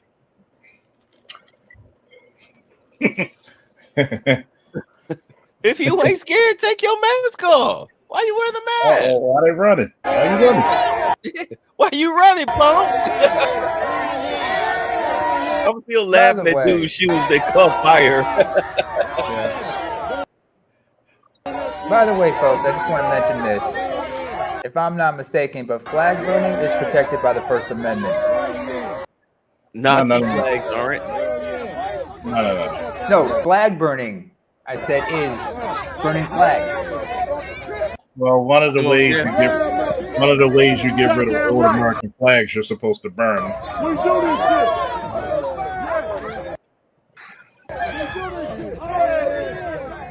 Now, do I have a problem against tyranny, against defending your country with tyranny? No. No. Should be every man's civic duty to protect his nation from tyranny. There should be hell and high water. And this is what I believe in Dr. Jordan Peterson. I will agree with him. Every man should be a fucking monster. Excuse my language. Your channel. I can be one with the vernacular sometimes. Yeah. Oh, absolutely. I can hold such a command of the English language. You can speak But the I King can James gracefully- language as you are very proficient in jive, my dear associate. I can woven such vocabulary words. in I'm such- sure there are Especially when he those of us has- with ex-girlfriends who can agree that we are monsters. Oh, Especially since he has a let me put cigar it in to you one this hand way. and some cognac. To answer you in the other. properly, Bay, most of my ex-girlfriends see my benevolent side until something drives that side of being the monster. And they're like, oh, I thought you were soft. Like, I didn't think. I said, because I don't show you the monster, don't think Bruce Banner is something to fuck with until you piss him off. You don't want. Hey, I get angry. You wouldn't want to like me when I'm angry. And that's the part. And that's the part about being an American citizen. It's about goddamn time Black America got a little fucking angry. But I will say this: And be with your constructive anger, with it. It needs to be righteous and tactical. Stop feeling sorry for everybody who's trying to replace you. I know I'm not supposed to say that. I know Dr. Dunbar, Dr. Neil, Bay, Namer, Chat. I know I'm not supposed to say that because that's not politically correct, but I never really was truly a politically correct person. Stop feeling sorry for people who will replace you. You are 100% right. That's why, if you notice, the Hispanics are trying to call on Black people to fight their fight, and Black people are like, hold your own nuts. Because guess what? Where the fuck were y'all when we were being whipped? We were carried on boats, split away from our families. Charles, Hell. Yes, sir. when you think about it, especially considering my people, going back to my great grandparents and great grandparents' generation dealt with actual fascists, and that a lot of us still speak Italian. Sometimes you might have to look to us just to tell the Latinos to politely fuck off when they come with that bullshit. And proudly. You should proudly tell them to fuck off. You know why? Because we had to look out for ourselves. And everybody else wanted the black man to be the warrior. Oh, can you fight this? Can you fight this old powerful black man? No. Fuck you. And it's about time. You're tired of being the body bags. Mm-hmm. And good Dr. Neil, could you explain to these people what a doctrine is? A doctrine is a set of beliefs. It's a creed. It's an ideology. It's something that you commit yourself to, brother. That's what it is. And would it be fair that black people have a hold your own nuts doctrine? We have a hold your own nuts doctrine, and it needs to be applied universally to every population in this country. Okay. Here's the thing. Let me say this, man. Here's the thing. Go ahead. You got the floor. And I said this. BGS clipped this on his channel. Listen, man. Black men, black people, but black men in particular, we've paid our dues in this country. We don't owe anybody a damn thing. Okay? We paid our dues. You get people who come over here who get free passes. The immigrants, I don't care what they are, whether they're Latino, African, Caribbean, or whatever, you understand, they get the benefit of a doggone Marshall Plan without having to pay any freaking dues. And these Latinos right now in 2025 are being forced to pay dues. You want to be here, come in the right damn way.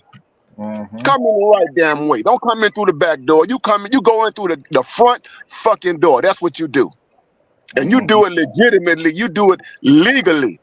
And when you get here, don't come in with an entitlement mentality because nobody owes you anything. You understand? No, you don't feel sorry. I'm with you. You don't feel sorry for anybody who was trying to replace you. Hell no. No. And how dare you tell me to come in through the port of entry? And Europeans brag about, and Europeans and writers always complain about the great replacement theory. Hold on, Namer. Dr. Dunbar, go ahead. I'm going to make this comment and then I have to drop. But Dr. Neil, I think, well, first of all, salute. It's my first time on a panel with you. I think you have a background in religious studies too, right? Yes, sir. Yeah, I mean, well, that's historically, that's part of our, as a people, that's part of our winter soldier chip too, is Christianity and helping the less fortunate and helping others. Yeah. So that's traditionally where they kind of sucked us into things. There's a gentleman on X called God Saad, and he calls it suicidal empathy. So, yeah, we've been willing to sacrifice ourselves, not knowing we're sacrificing ourselves just to be righteous and just to help other people. Listen, brother, that I dealt with that in the 3rd chapter of my book. You understand? And the chapter is called "The Thrill Is Gone," the Obama era, and the obsolescence of Black American orthodoxy. And what is Black American orthodoxy? This idea that we have to be messianic saviors, that we have to sacrifice and die for the interests of other human beings. Yes, it's been a part of our history, and it's something that we have to liberate ourselves from. It is a destructive doctrine. It's the doctrine that drove the civil rights movement. And right now, well, it is not just right now, but it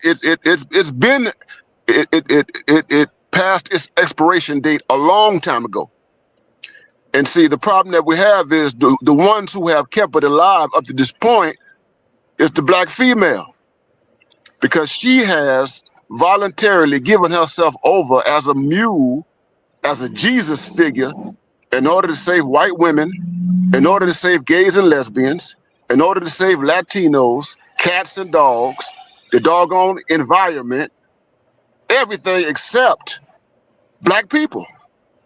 And that has worked to our detriment. You understand? And so the beautiful thing right now is that black people, these liberals and Democrats, are being forced to get that stuff out of their system, because they realize, now you realize that, see, the Latinos, here's the thing, the interesting thing about them, so many of them voted for Trump. So many of the so-called model minorities voted for Trump. And why do they vote for Trump? Because they want to have that they want the upper leg. They don't care about our situation. They don't care about being fair. They don't care about benevolence. They don't care about altruism. Let's go help these black people, you know, who are living in Baltimore, who are living in Memphis, who are living at the very, very bottom of American society. They don't give a damn about us. But Dr. Neal, my diversity. Yeah. Well, Dr. Neal, it's funny you should say that. First of all, I'm going to get a copy of your book and read it. Afterwards, I'd like to host you for a Q&A. But the one person I had that conversation with about we're called to be better, you know, we're called to help people, was my mother. She's a God bless her, she's a faithful church goer, but she could not see. She couldn't see the big picture. That, okay, well, what about our people? What about us? You know, it's there's so much they've indoctrinated so many of our people into that we have to take care of other people thing. Anyhow, I gotta drop. Nice talking to you guys. Yes, sir. Take care. Be safe out there, bro. Can't wait to share what you're saying. Excuse me, Dr. Neal. Yes, sir. Sorry, Charles. Yeah, my apologies, Charles. You know, I know I'm on the outside looking in on all of this, but and it's time for black men to rise up. But I have to say that sometimes you have to look to the past and find inspiration, correct? And what I mean is, I remember, like, of course, now he's incarcerated, but he goes by the name of Dr. Neal Abdullah Al-Amin. But remember him formerly known as H. Rap Brown. He had a speech about collectivism versus rugged individualism. And there was a part where he once said, and this is my favorite quote of it, where he says, "We warned about black people being co-opted." He said, "Look, man, white people will co-opt dog shit if it's for their benefit. But trust and believe there's gonna be a whole, and trust and believe there will be a whole lot of dog shit that's gonna get co-opted one way or another up in here." So I'm saying is, y'all, you know, as enthusiastic and as optimistic as people are, you know, a little pessimism might be needed, because we got to bring down to earth. And Charles, and by the way, thank you for quoting B.B. King's "The Thrill Is Gone." And Charles, I got to play the devil's advocate, because if you remember in the movie World War Z, when they were in Tel Aviv, and that official told Brad Pitt, you have a group of 10 people, and they talk about scenario. 9 people will find a solution, but the 10th person has to say the opposite, because they need to be pushed back, and it needs another perspective. We're not a monolith. That's the reason. No, you cannot be a monolith. That's the reason why, when I said this, my channel is for the multifaceted man and woman. We all come from different levels of education, different backgrounds, different religious beliefs, different parts of the country.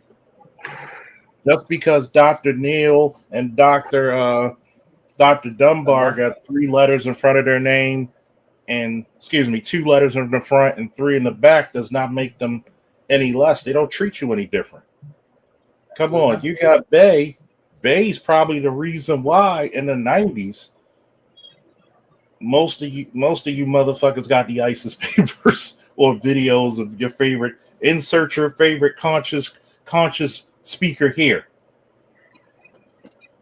Trust me, I saw some of the videos back in the day. You got to realize, I've said this before on BGS's channel. this is the thing that pains me the most about this space. This space has so many men who are wells of information.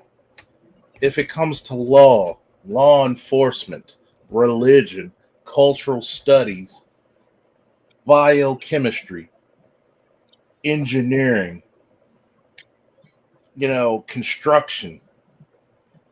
I mean, carpentry, plumbing, electricity, HVAC, every air conditioning, military, paramedic, EMT, MDs, PhDs, all kinds of walks of life, JDs, walks of life. EAs, MAs, finance as well. Let's shout out to Mr. Finito and the Black Guru Strikes. Yeah, and black accountants like Black Guru. Like, think about this. As diverse as this is, salty, as diverse as this space. This is what I always said. There has to be, number one, a fuck you doctrine. Seriously. Hold your own nuts. You heard of the Monroe Doctrine? Don't come over here dictating what we should do in North and South America. You stay on your continent, we stay on ours. Which is basically the Monroe Doctrine, if anybody didn't know. Shouts out to Liberia.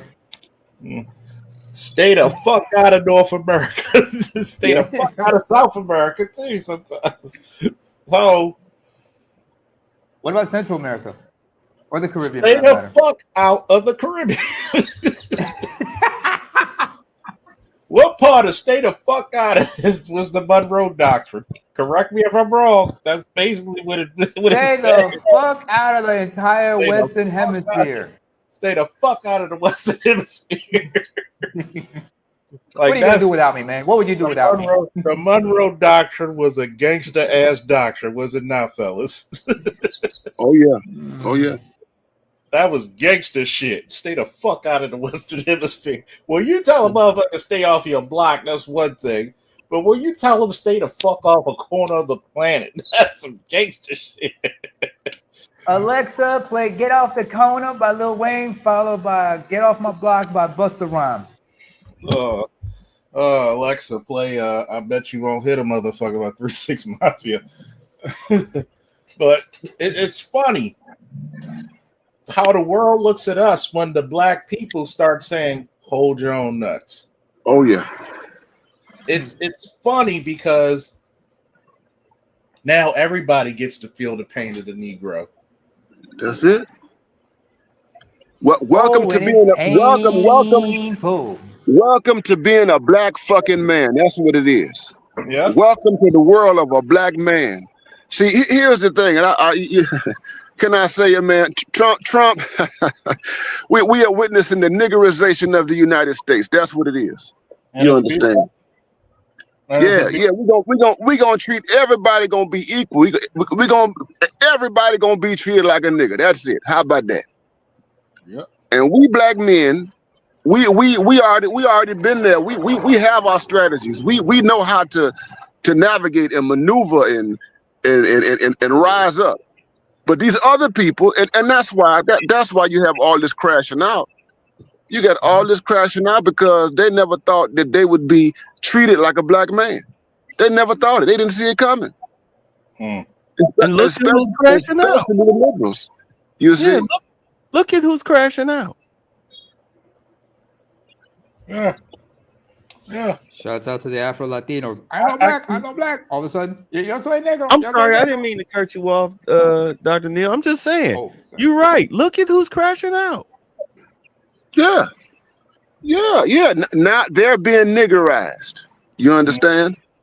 You understand? They're being niggerized. They thought that the white folks who were bringing them in illegally and exploiting them for low wages, they thought that these white people really cared about them. You understand? No.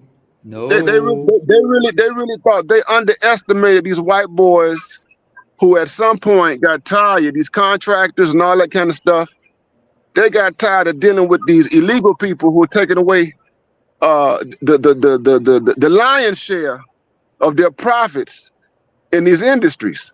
You see, they don't like that.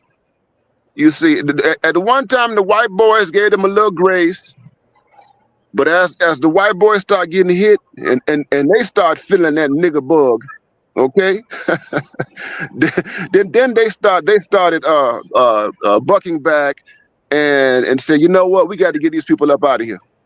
That's it. Yeah, You know. I really think it's what you call, what was the scene in Shaka Zulu? Well, if you don't repent to God, you'll burn in fire. And what was the response? Where we're from, we eat fire. Right now, I've said this before. Rest in peace, Henry Chile. Oh yeah, I've said this Henry before. Chile, Shout out to Sandog for the conversation and giving me the title. 4 years ago. 4 years ago. Mm-hmm. I said, white people gave you the keys to the kingdom. Yes, you did. What are you going to do with it? Crash the car. That was the question you asked. I never completely answered. So let me just bottom line it. Go ahead. They gave the lowest of the low black women. They gave them power through DEI. Let's just be honest. This is the big issue with DEI. They gave you a false sense of security and a false sense of power. They gave you a job, and you proved that you couldn't handle the job. You were too incompetent. You were too self-centered, too narcissistic, all right, and too criminalistic to handle the job, the power. And now everything is crashing down. Instead of you making things better for your children. I mean, we don't care if you don't want to fuck us or not. You didn't make anything better for your children through the school system. All right. You didn't make anything better for your children through what is the babysitter title that you get when you poor? Was it Title 22 or whatever? The daycare stuff.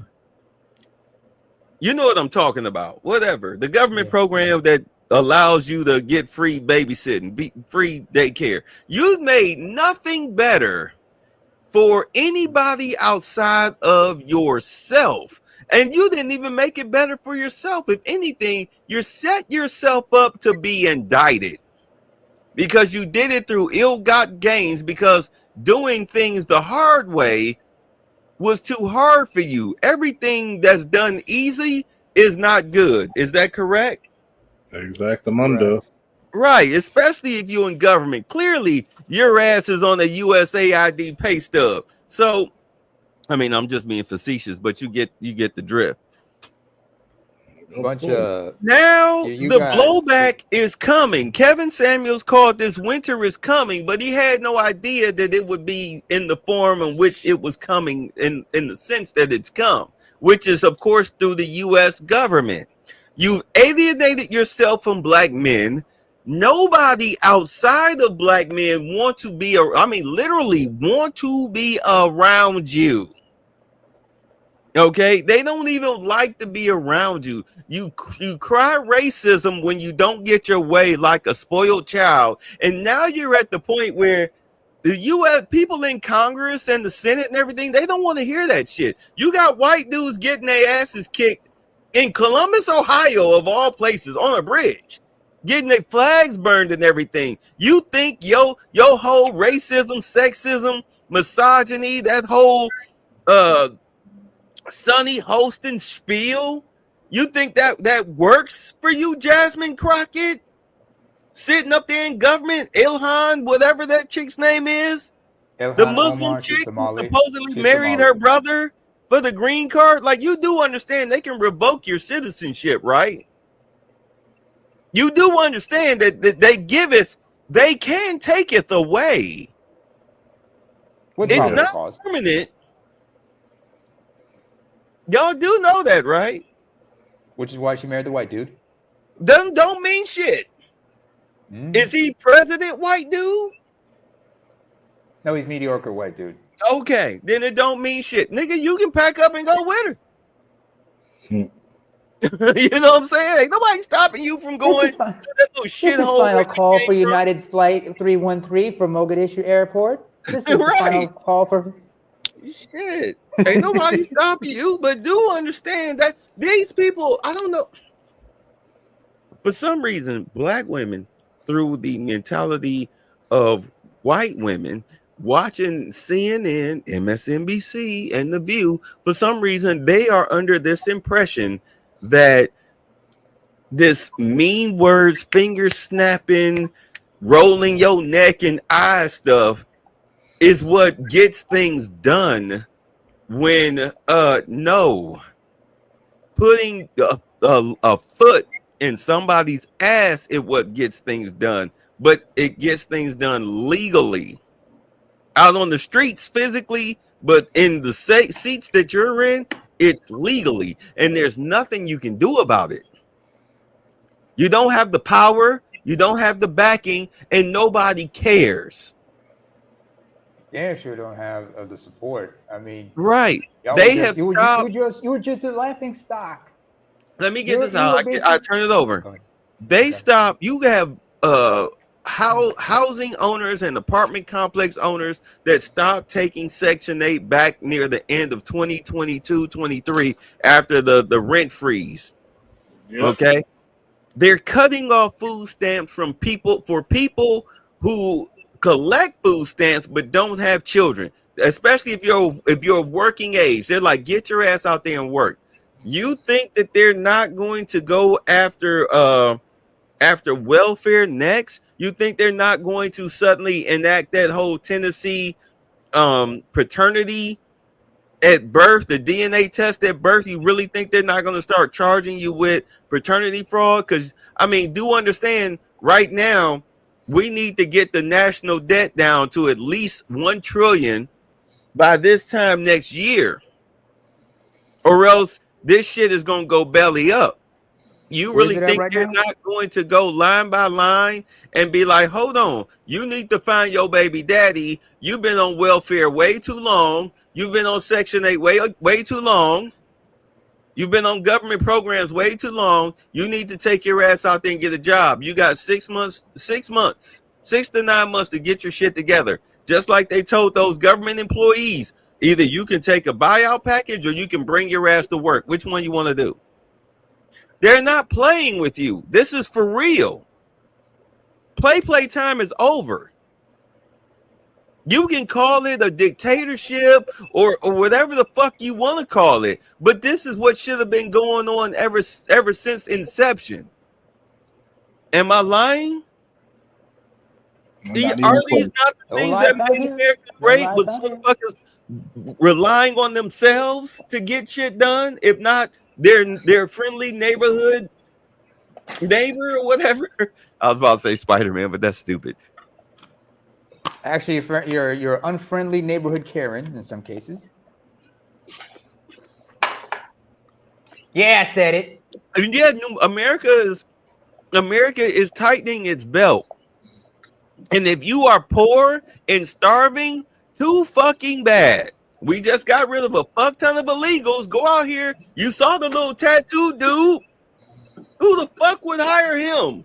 But he got a job, didn't he?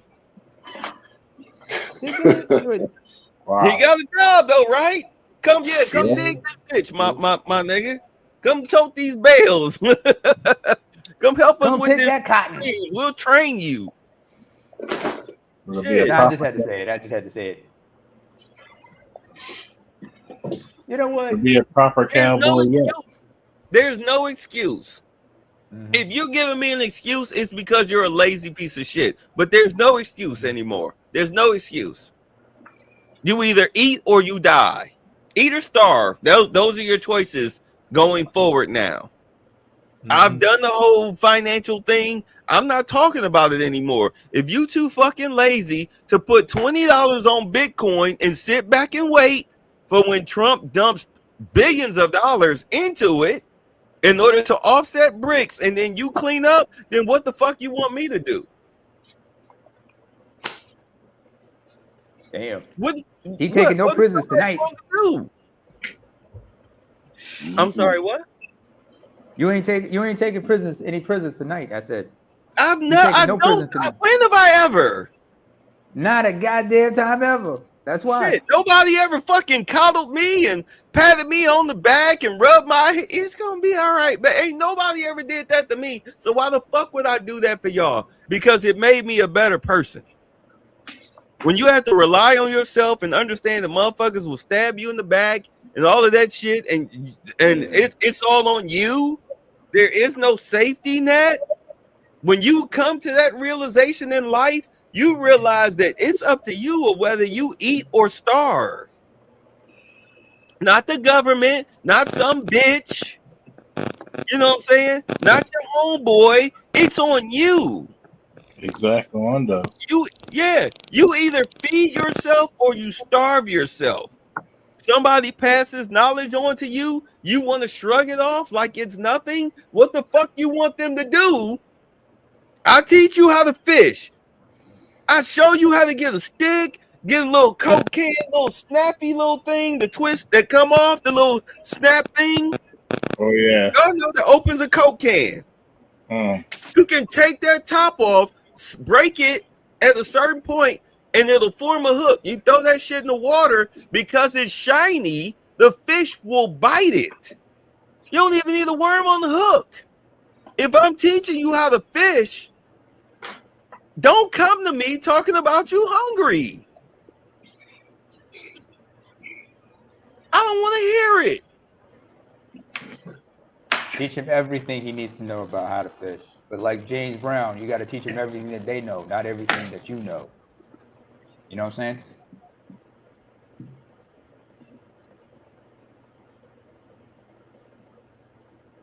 I help some of the shit they got to, because they got to learn how to figure some of this shit. Faith without works is dead, right? Is that what the Bible says? Faith without works is dead? You guess so? Okay. Pretty much. I'll pass the mic. Who's next? Dr. Neil, Age Before Beauty. Well, listen, hey, I'm an guys. ugly motherfucker, so either way, you go first. So You're too kind, brother. You know, I said this the other night on my channel, man. Everything that is happening right now, the seeds were planted decades ago, man. Okay, and the conservatives.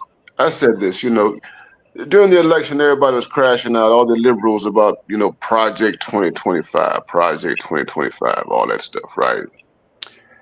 And I told these people, I said, listen, I said, the Heritage Foundation, which authored it, I said, it's been around since the 1970s, early 1970s.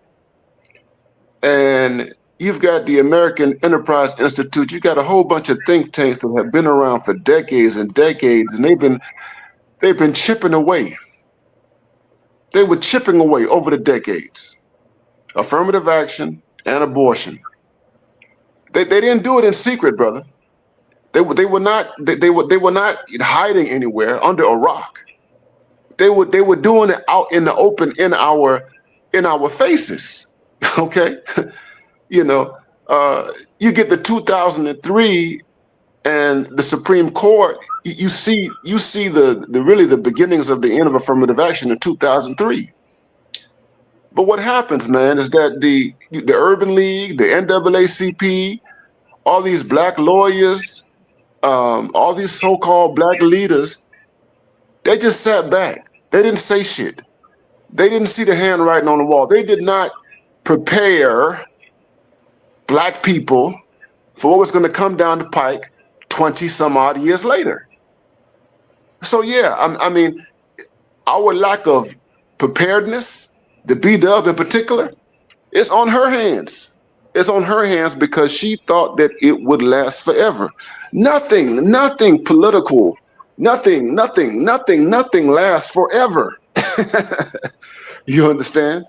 And so, you know, what is happening is that these folks are, Trump is giving them shock therapy because they simply sat back and just expected, particularly these black women, that these white liberals and these white feminists and everything like that would be the ones whose coattails that they can ride on all the way into the sunset. You know, Joe Biden, here's the thing. Joe Biden is the last benevolent, racist liberal, okay, of the 20th century. He's the last liberal, racist white man who's going to hold these women by the hands, okay? He's the last one. After that, I mean, before that, you have Bill Clinton, but after him, there's nobody else. You understand? And so now, they are learning. They are learning the hard way. You know, they're learning the lessons that, unfortunately, black men were privy to 100 years ago. You understand? So now, man, this is an interesting time, and to what you were saying about people like Jasmine Crockett. Listen, man, that's only going to fuel the resentment. That's only going to make it more difficult. It's going to worsen the situation for this B-Dub because, people like Marjorie Taylor Greene from Georgia, women like Nancy Mace in South Carolina, and people that you don't see, those women have made it clear that they're unmoved. They're unmoved by the sassy sisterhood. You understand? They would challenge them directly. Okay, they are not moved by these black women's attempts to shame and guilt white people, and you're a racist and you're a misogynist, a misogynoir. Man, those days are done. Yeah. Those days are done. And as these B-Dubs, the professionals who applaud people like Jasmine Crockett, as they do that, they will continue to see their opportunities being snatched away. And it's dwindling at an alarming rate right now. Who's the fastest demographic becoming homeless? Black women. They lead the nation. I want you to think about double the rate. I want you to think about this. This entire time, instead of trying to take these jobs away from these black men, you never hear about black women who work in HR. And it's funny how we used to talk, we would say black women are the guard dogs of white supremacy. But what is HR? It's the guard dog towards employment. You don't see a drive of black women saying, why don't we get these jobs to our men? Because we don't know what's going to be around the corner. Poverty said hello. And destitute says, come on down. Am I thinking funny? No. But how many times did we have to suffer through that? No. How many times now? The chickens are coming home to roost, baby. Oh yeah. Absolutely. Oh yeah. Oh yeah. Oh yeah. They're right here. They're right here, brother. We don't want to hear about your pain. We don't have to. Why y'all black men talk about black women? What the shit you done to us, motherfuckers? Go ahead. Because the shit y'all done to them, motherfuckers. Look what y'all did to them. How much y'all threw them under the bus. How much you used them just to get ahead. If you remember that old clip that BGS had of Cicely Tyson. Cicely Tyson's about saying we have to overcome, we have to move up the ladder. Who are they trying to climb over?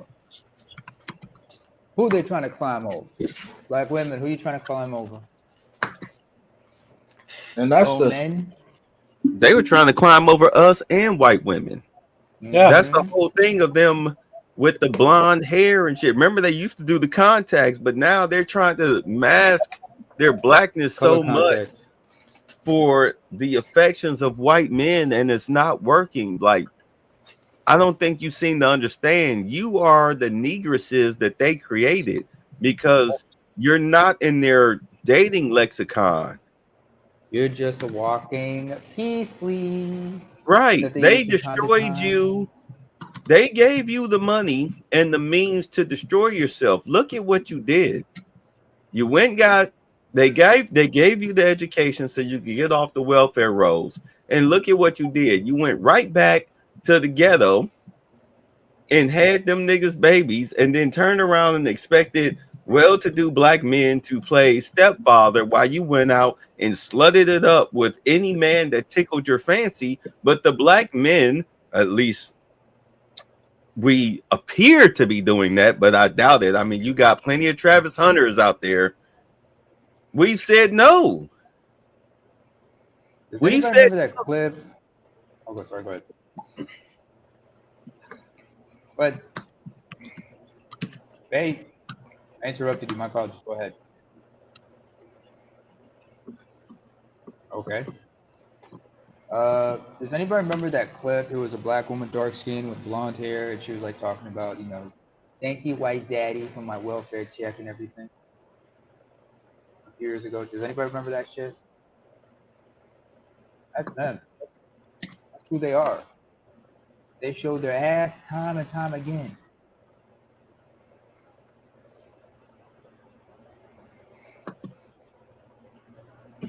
It is what it is. Nobody's gonna be the whipping boy. Nobody wants to be the whipping boy anymore.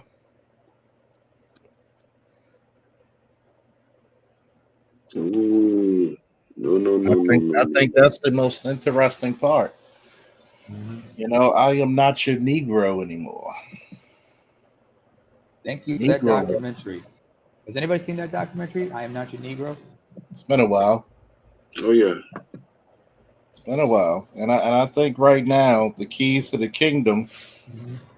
We're gonna have to treat ourselves like a separate entity.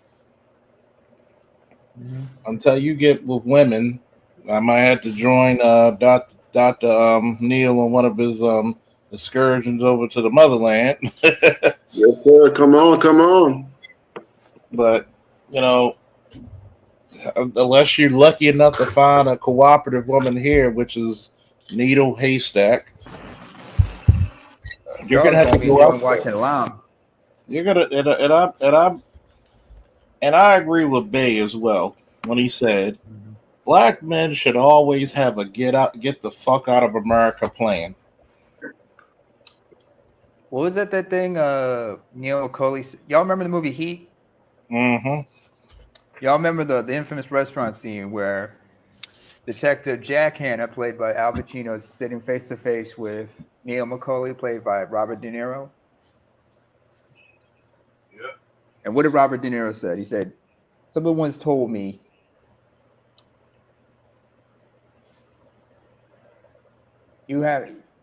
don't be afraid to walk away from something within 30 seconds or less if you feel the heat around the corner. You got to be willing to pull the plug and say, you know what? Nah, I'm out.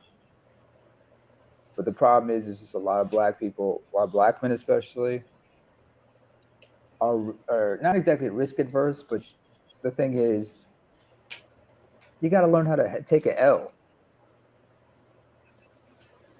And sometimes certain L's you got to take necessarily. You might lose the war, you might lose the battle, but that doesn't mean you're going to lose the war like that. You can't be Floyd Mayweather.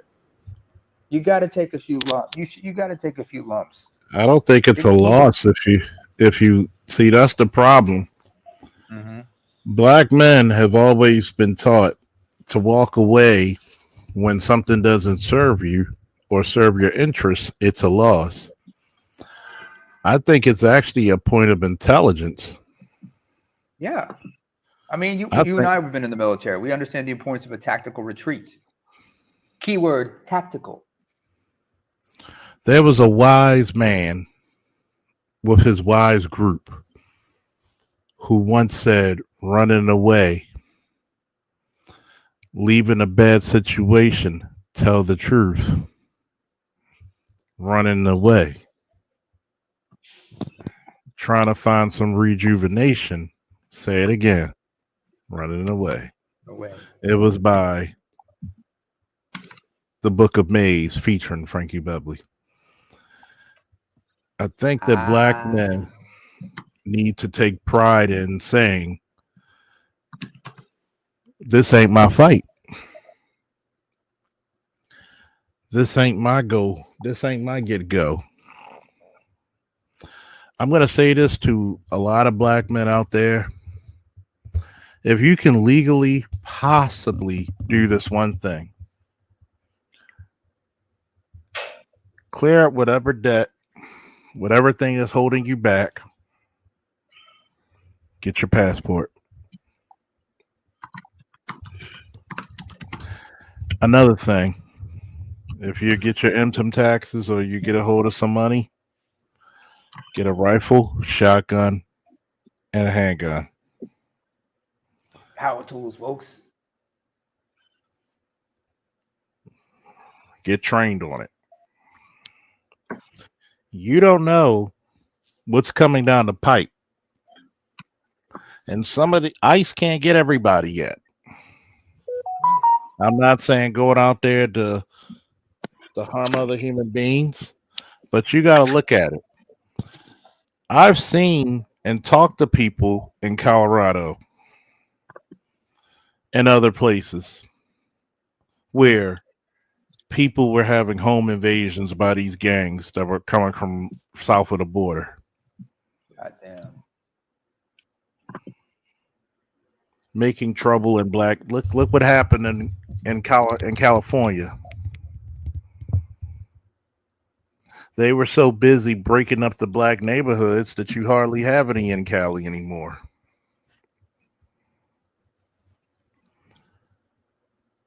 Think about it. One of the biggest, if not the biggest state of the union, population-wise, it's 40% Latino.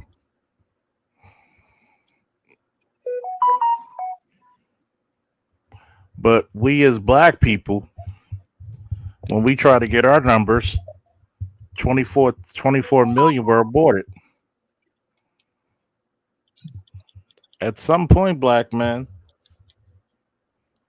we're going to have to know what a tactical retreat. Now, if you got a good woman, hey, keep her. And she's willing to do her part? If she's willing to do her part. But don't be a fool. Don't be a superhero for somebody who does not want to be saved. That prophet who doesn't get enough credit, known as Project Pat, told you this 25 years ago. Mm-hmm. Don't save them. She don't want to be saved. You look at Carrie Champion and all them chicks tell you that unreasonable subterfuge. And for those who don't know what subterfuge means, it means lying, blatant lying. That unreasonable subterfuge of why they need DEI. Because they have to be the Knights Templar. You like that, don't you, Dr. Neal? The Knights Templar for white supremacy. You know, they had to go through the Holy Lands and Jerusalem. Oh, play that vid. Huh? Play that vid. Oh, yeah. Back chat. Democrats, Speaking of the hey, Knights I Templar. am speaking, and I would love your attention. There is a black woman at this podium, and I deserve your attention like the 11 people who went before me. Yes, I am speaking. Nobody was talking, by the way. And that's the crazy part. They're like the Knights Templar for white supremacy. When you look at that whole convention, and I mean to get you up here too, because I got Bay and Dr. Neal and Namer. Did y'all take a look at the whole list of those candidates for the DNC chairperson? Dr. Quintessa was the funniest. If y'all don't know which one that was the one that sang 2 songs as her Negro spirituals. Negro spirituals. The Negro spirituals. She was my favorite. She was my favorite comedian on the panel. I'm just like, who does this? Like, I'm like, God damn. You remember them racist ass cartoons where you had the old mammy and Tom and Jerry? That's how I felt. Like, my mammy Two Toes. Like, what the fuck are we doing? And notice, Well, first of no, all, hold on. No heterosexual, strong affirmative black males were there. Yeah, not one. And who won the chairs? Who won the chair and the co-chair? You know, a billionaire white man. You know, the one that's in the office right now of the presidency, who they hate so much. You voted for this. God damn, you can't make this shit up. Go ahead, folks. Go ahead. it was all theater.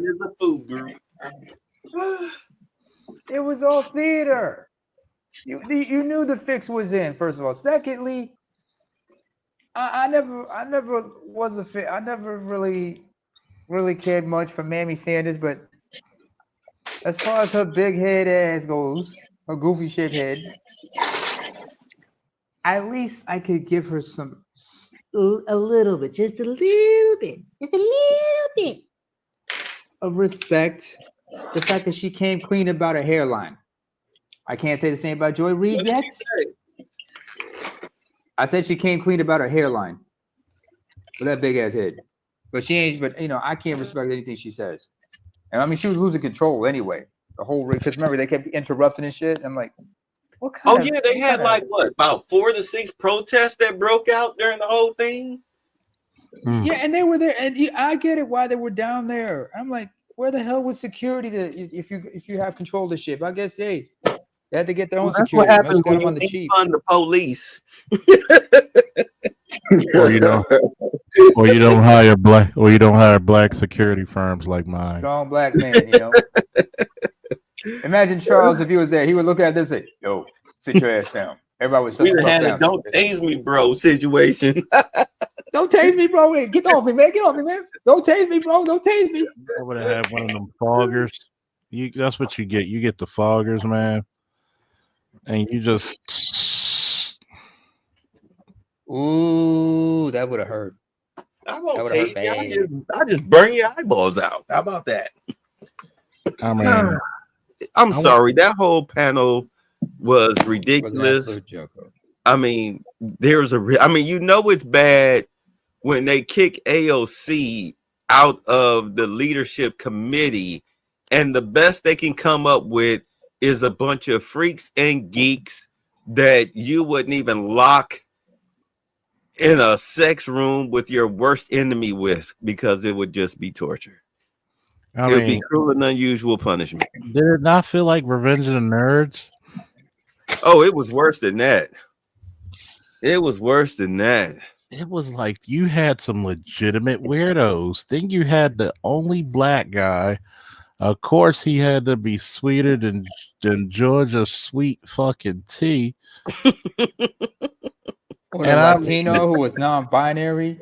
Oh, wait, the non-binary guy, they had to go in the back to put and discuss how to introduce him, to put him on the ballot, because he's non-binary. You don't have a non-binary kind of gun. And the Wait. So they went in the back. Hold on. I got to cut. I just want to say, let's just refer to this individual as that motherfucker from now on. That motherfucker. They went in the back, came back out, made this whole announcement for him for his candidacy. He went up there and lisped his way out through it, and he didn't even vote for himself. He literally got 0 votes. You didn't even vote for yourself, bruh. And you had a dumbass Latino who was like the daughter of somebody. Freddie Blanco's daughter or whatever. Freddie Blanco, who didn't even speak in English. Ay, pendeja. It was Yeah, her that and is- another dude that spoke in full Spanish till the end. It's like, Nick, what? Can we check their papers? Check his Did papers. you guys ever see Spike Lee's movie back in the days, Bamboozled? Yes. About Yeah, Bamboozled. the 21st century minstrel show. Yeah. Yeah. That's exactly what you had right there. Was the 21st century minstrel show. Fortunately, you didn't have to see That's it. Damon Wayans tap dancing. all that talk of DEI, and you elect two white boys. Get the fuck out of here. It was I thought all they was supposed to be the sham. enemy. I thought they was racist. Shit. You know they weren't gonna. Lord. It was all just theater. This whole thing was a sham. Shit. Oh, they should have been selling popcorn at that meeting. I don't like popcorn. You got nachos? Yeah, we Or give me got some barbecue chips. hot nachos with Barbecue chips. jalapenos and shredded beef. And notice all the women were post-wall. They post-wall, post 45 years old. Oh yeah. Overweight, weave down, and you can imagine no man, probably no kids or what have you. You understand? Yeah, you know it's bad when Simone Sanders was like your take-home option. She's the best looking one. You bet. I'd rather fuck this Star Trek boyhead bitch than these chicks. Who you talking? I'm just like when Simone Hall of Fame middle linebacker Sanders Came out doing the Ray Lewis dance on stage. on the Ray Lewis dance. Oh no! Don't do that to Ray. Don't disrespect Ray like that. When you got her, she actually did tackle somebody like that too, by the way.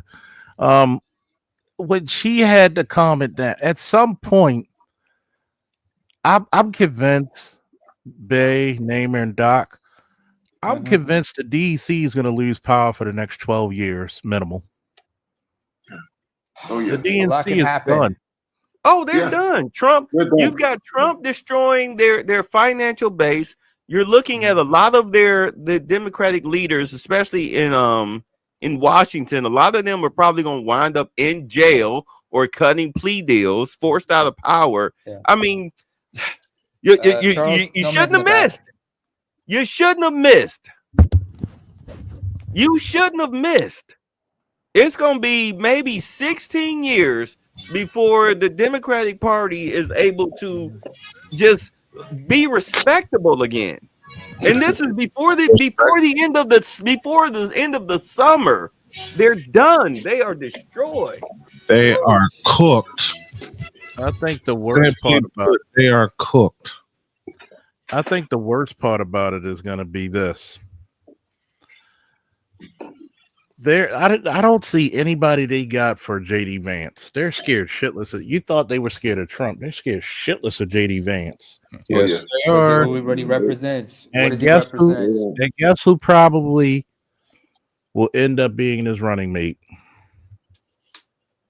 I think it's going to be Gabbard. I think Tulsi Gabbard is going to be his running mate. Oh yeah. And let's say he gets a decent 8 years. Yeah. Tulsi Gabbard will be the first female president of the United States. That's what I'm thinking too. Yep. Their best shot, the Democrats' best shot, is to try to spent it already. What's his name? They spent Vivek. They need to convince Vivek to be a moderate Democrat. A center left. They need to convince him to do it just so they can have respectability. But he ain't gonna do it. The Democrat already spent the Democratic's best shot. It's already spent, and then some. What's up, Dr. What's up? How you doing? Man. A little rough day, but I'm hanging in there. Thought I'd That's pop good. in. All right, y'all. I gotta make a run to Wally World. It was nice chatting with y'all. If you could throw the link up, I'd appreciate it. Yeah, we don't boycott places that we spend money at because they don't want goofy black folks to work there. I'm straight on that. Oh yeah. I'm gonna put it to you this way, right? You got to look at it. Their best shot was literally at that Trump rally with the sniper. That was their best shot. And, that's a spent shell casing they can never get back. and guess what? You like this is how you know they were done. You motherfuckers got rid of a Kennedy. Mm-hmm. A fucking Kennedy. Yep. Royalty. Royalty. Wait, America. They kicked royalty out. Figure that piece of puzzle out. Yeah, Snowman. Talk I to need me. you to play that clip. How do you fuck that up? Need that clip. Because this is what you should be asking the Democrats. Play it, Snowman. How do you fuck that up? How do you fuck that up? Literally. Thank you. You literally picked out two of your biggest proponents, Tulsi Gabbard. Who's washing dishes? I'm sorry. Tulsi Gabbard. Stop. You literally kicked out Tulsi Gabbard and RFK Jr. For saying things they shouldn't have been, for speaking out loud. Oh, well, they were telling the truth? Yeah. That's a dissent. couple of that's Don't. and Don't. And I'm just saying, politically, the Democratic Party is done. You have a bunch of goofy people. You had a non-binary black guy dressed all. keep throwing shots, Charles. I got you over here. You said you didn't want any billionaires to run the Democratic Party. Now the chair is a billionaire Democrat. You can't make this shit up. It's called co-opting. Did you say this? You can't make this shit up. No, you cannot. Nope. Did you say that, Charles? St. Kevin, yep. St. Kevin has spoken. And then here's the craziness about it. Everything they said Trump was gonna be, Biden was. That deserves a Tiger uppercut. Biden was. Wow. Biden was your warmonger. He kept giving arms and money. to He everybody was not else. gonna, if they had their plan, they would have let the Gaza Strip burn to the ground. Burn, baby, burn. Oh man. Could have been a whole disaster. It spill over into the West Bank, and then next thing you know, you got some serious shit. Yep. Fortunately, Syria collapsed. And I'm gonna tell you this one now, and I'm gonna say this to the Palestinians: take the deal. Take the deal. You don't want your kids. You don't want your kids to basically be born in rubble. Go where you're celebrated. The Turkish will protect you. They're basically from your creed any damn way. Mhm. Take the deal. Why stay there where you're gonna get fucked with constantly? Yeah. I won't stay too long, Palestinian but state. I have a piece of Super Bowl trivia since the big game was completed last night. Mm-hmm. Who was the first quarterback to toss a 400-yard game in the Super Bowl? Was it Montana? No. Who was it? Brady? Brady? No. What team was he playing? What team was I'll he? get it's an unlikely candidate. Or shall I say an unlikely Hall of Famer?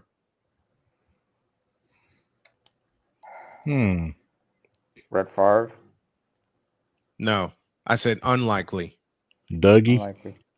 Mm-mm.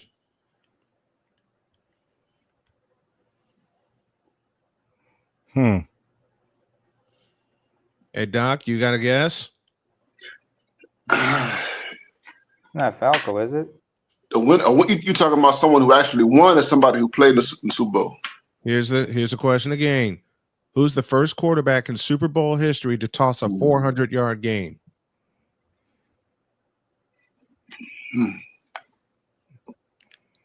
Wolfbang got me. Wolfbang got me. Kurt Warner.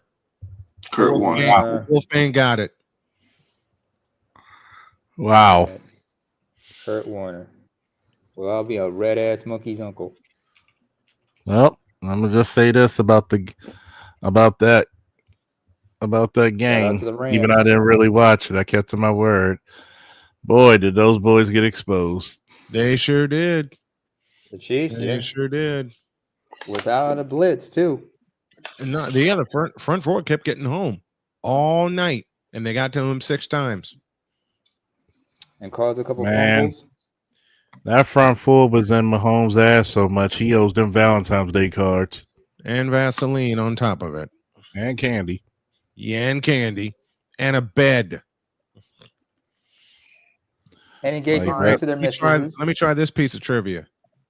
Mm-hmm. Who is the only running back in Super Bowl history with a 200-yard game? Is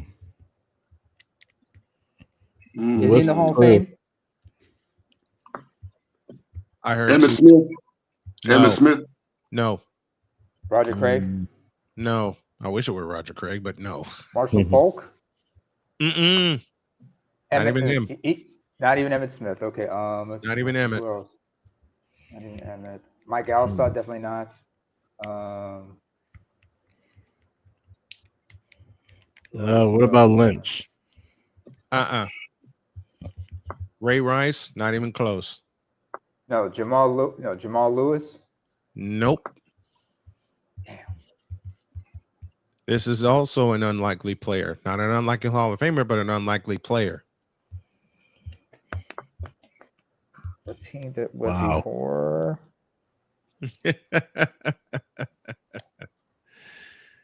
I think I'm gonna do a lot of Super Bowl trivia on tomorrow's show. Yeah. I'll do a lot of Super Bowl trivia on tomorrow's show, and and I got one segment I got scheduled. The rest I may just do Super Bowl trivia. Mm-hmm. Well, listen, guys, I'm about to check out, man. It's good chopping it up with you all, man. Always good to see you around, Doc. Can't wait till your next live. All right, man. Looking forward to it. Looking forward to seeing you, Doc. All right. Y'all take care, man. Peace out. All right, I'm gonna be up here about 5 minutes for about 5 myself. Yeah, I got to get some stuff moved out. But here's the answer. Only running back in Super Bowl history with a 200-yard game, a fellow named Timmy Smith for the Washington Redskins. Hey. Super Bowl 22. Wow. Super Bowl 22. When the Redskins still have the record for the most number of offensive yards in the game with 603. Yeah, damn. What was the biggest blowout? What was the biggest blowout in the Super Bowl? 49ers over the Broncos, 55-10. The second game, was it the second one or the first one? Beg your pardon? Was it their first meeting in the Super Bowl or was it the second one? Because remember, they met back to back. No, they did not. That's their only meeting. The Niners and the Broncos, Super Bowl 24 was their only meeting in the Super Bowl. Oh, sorry. Sorry. I was getting You were thinking Bills Cowboys. Yeah. I think. Alexa, can you play East Still Them Boys by Tyrone Alizé McDummy? Because I'm a big dummy right now. I'm a big dummy right now. Wait, Red Fox, how am I feeling? Fine. You big dummy. You big dummy, son. You big dummy. You're fine. All right, I better get finished with this desk project before the wife gets home. All right, folks. Thank you, everybody, for Bye, Jody. Thank you for being up here. Thanks for having me. Oh, yeah. And later, folks. We're out of here. Woo!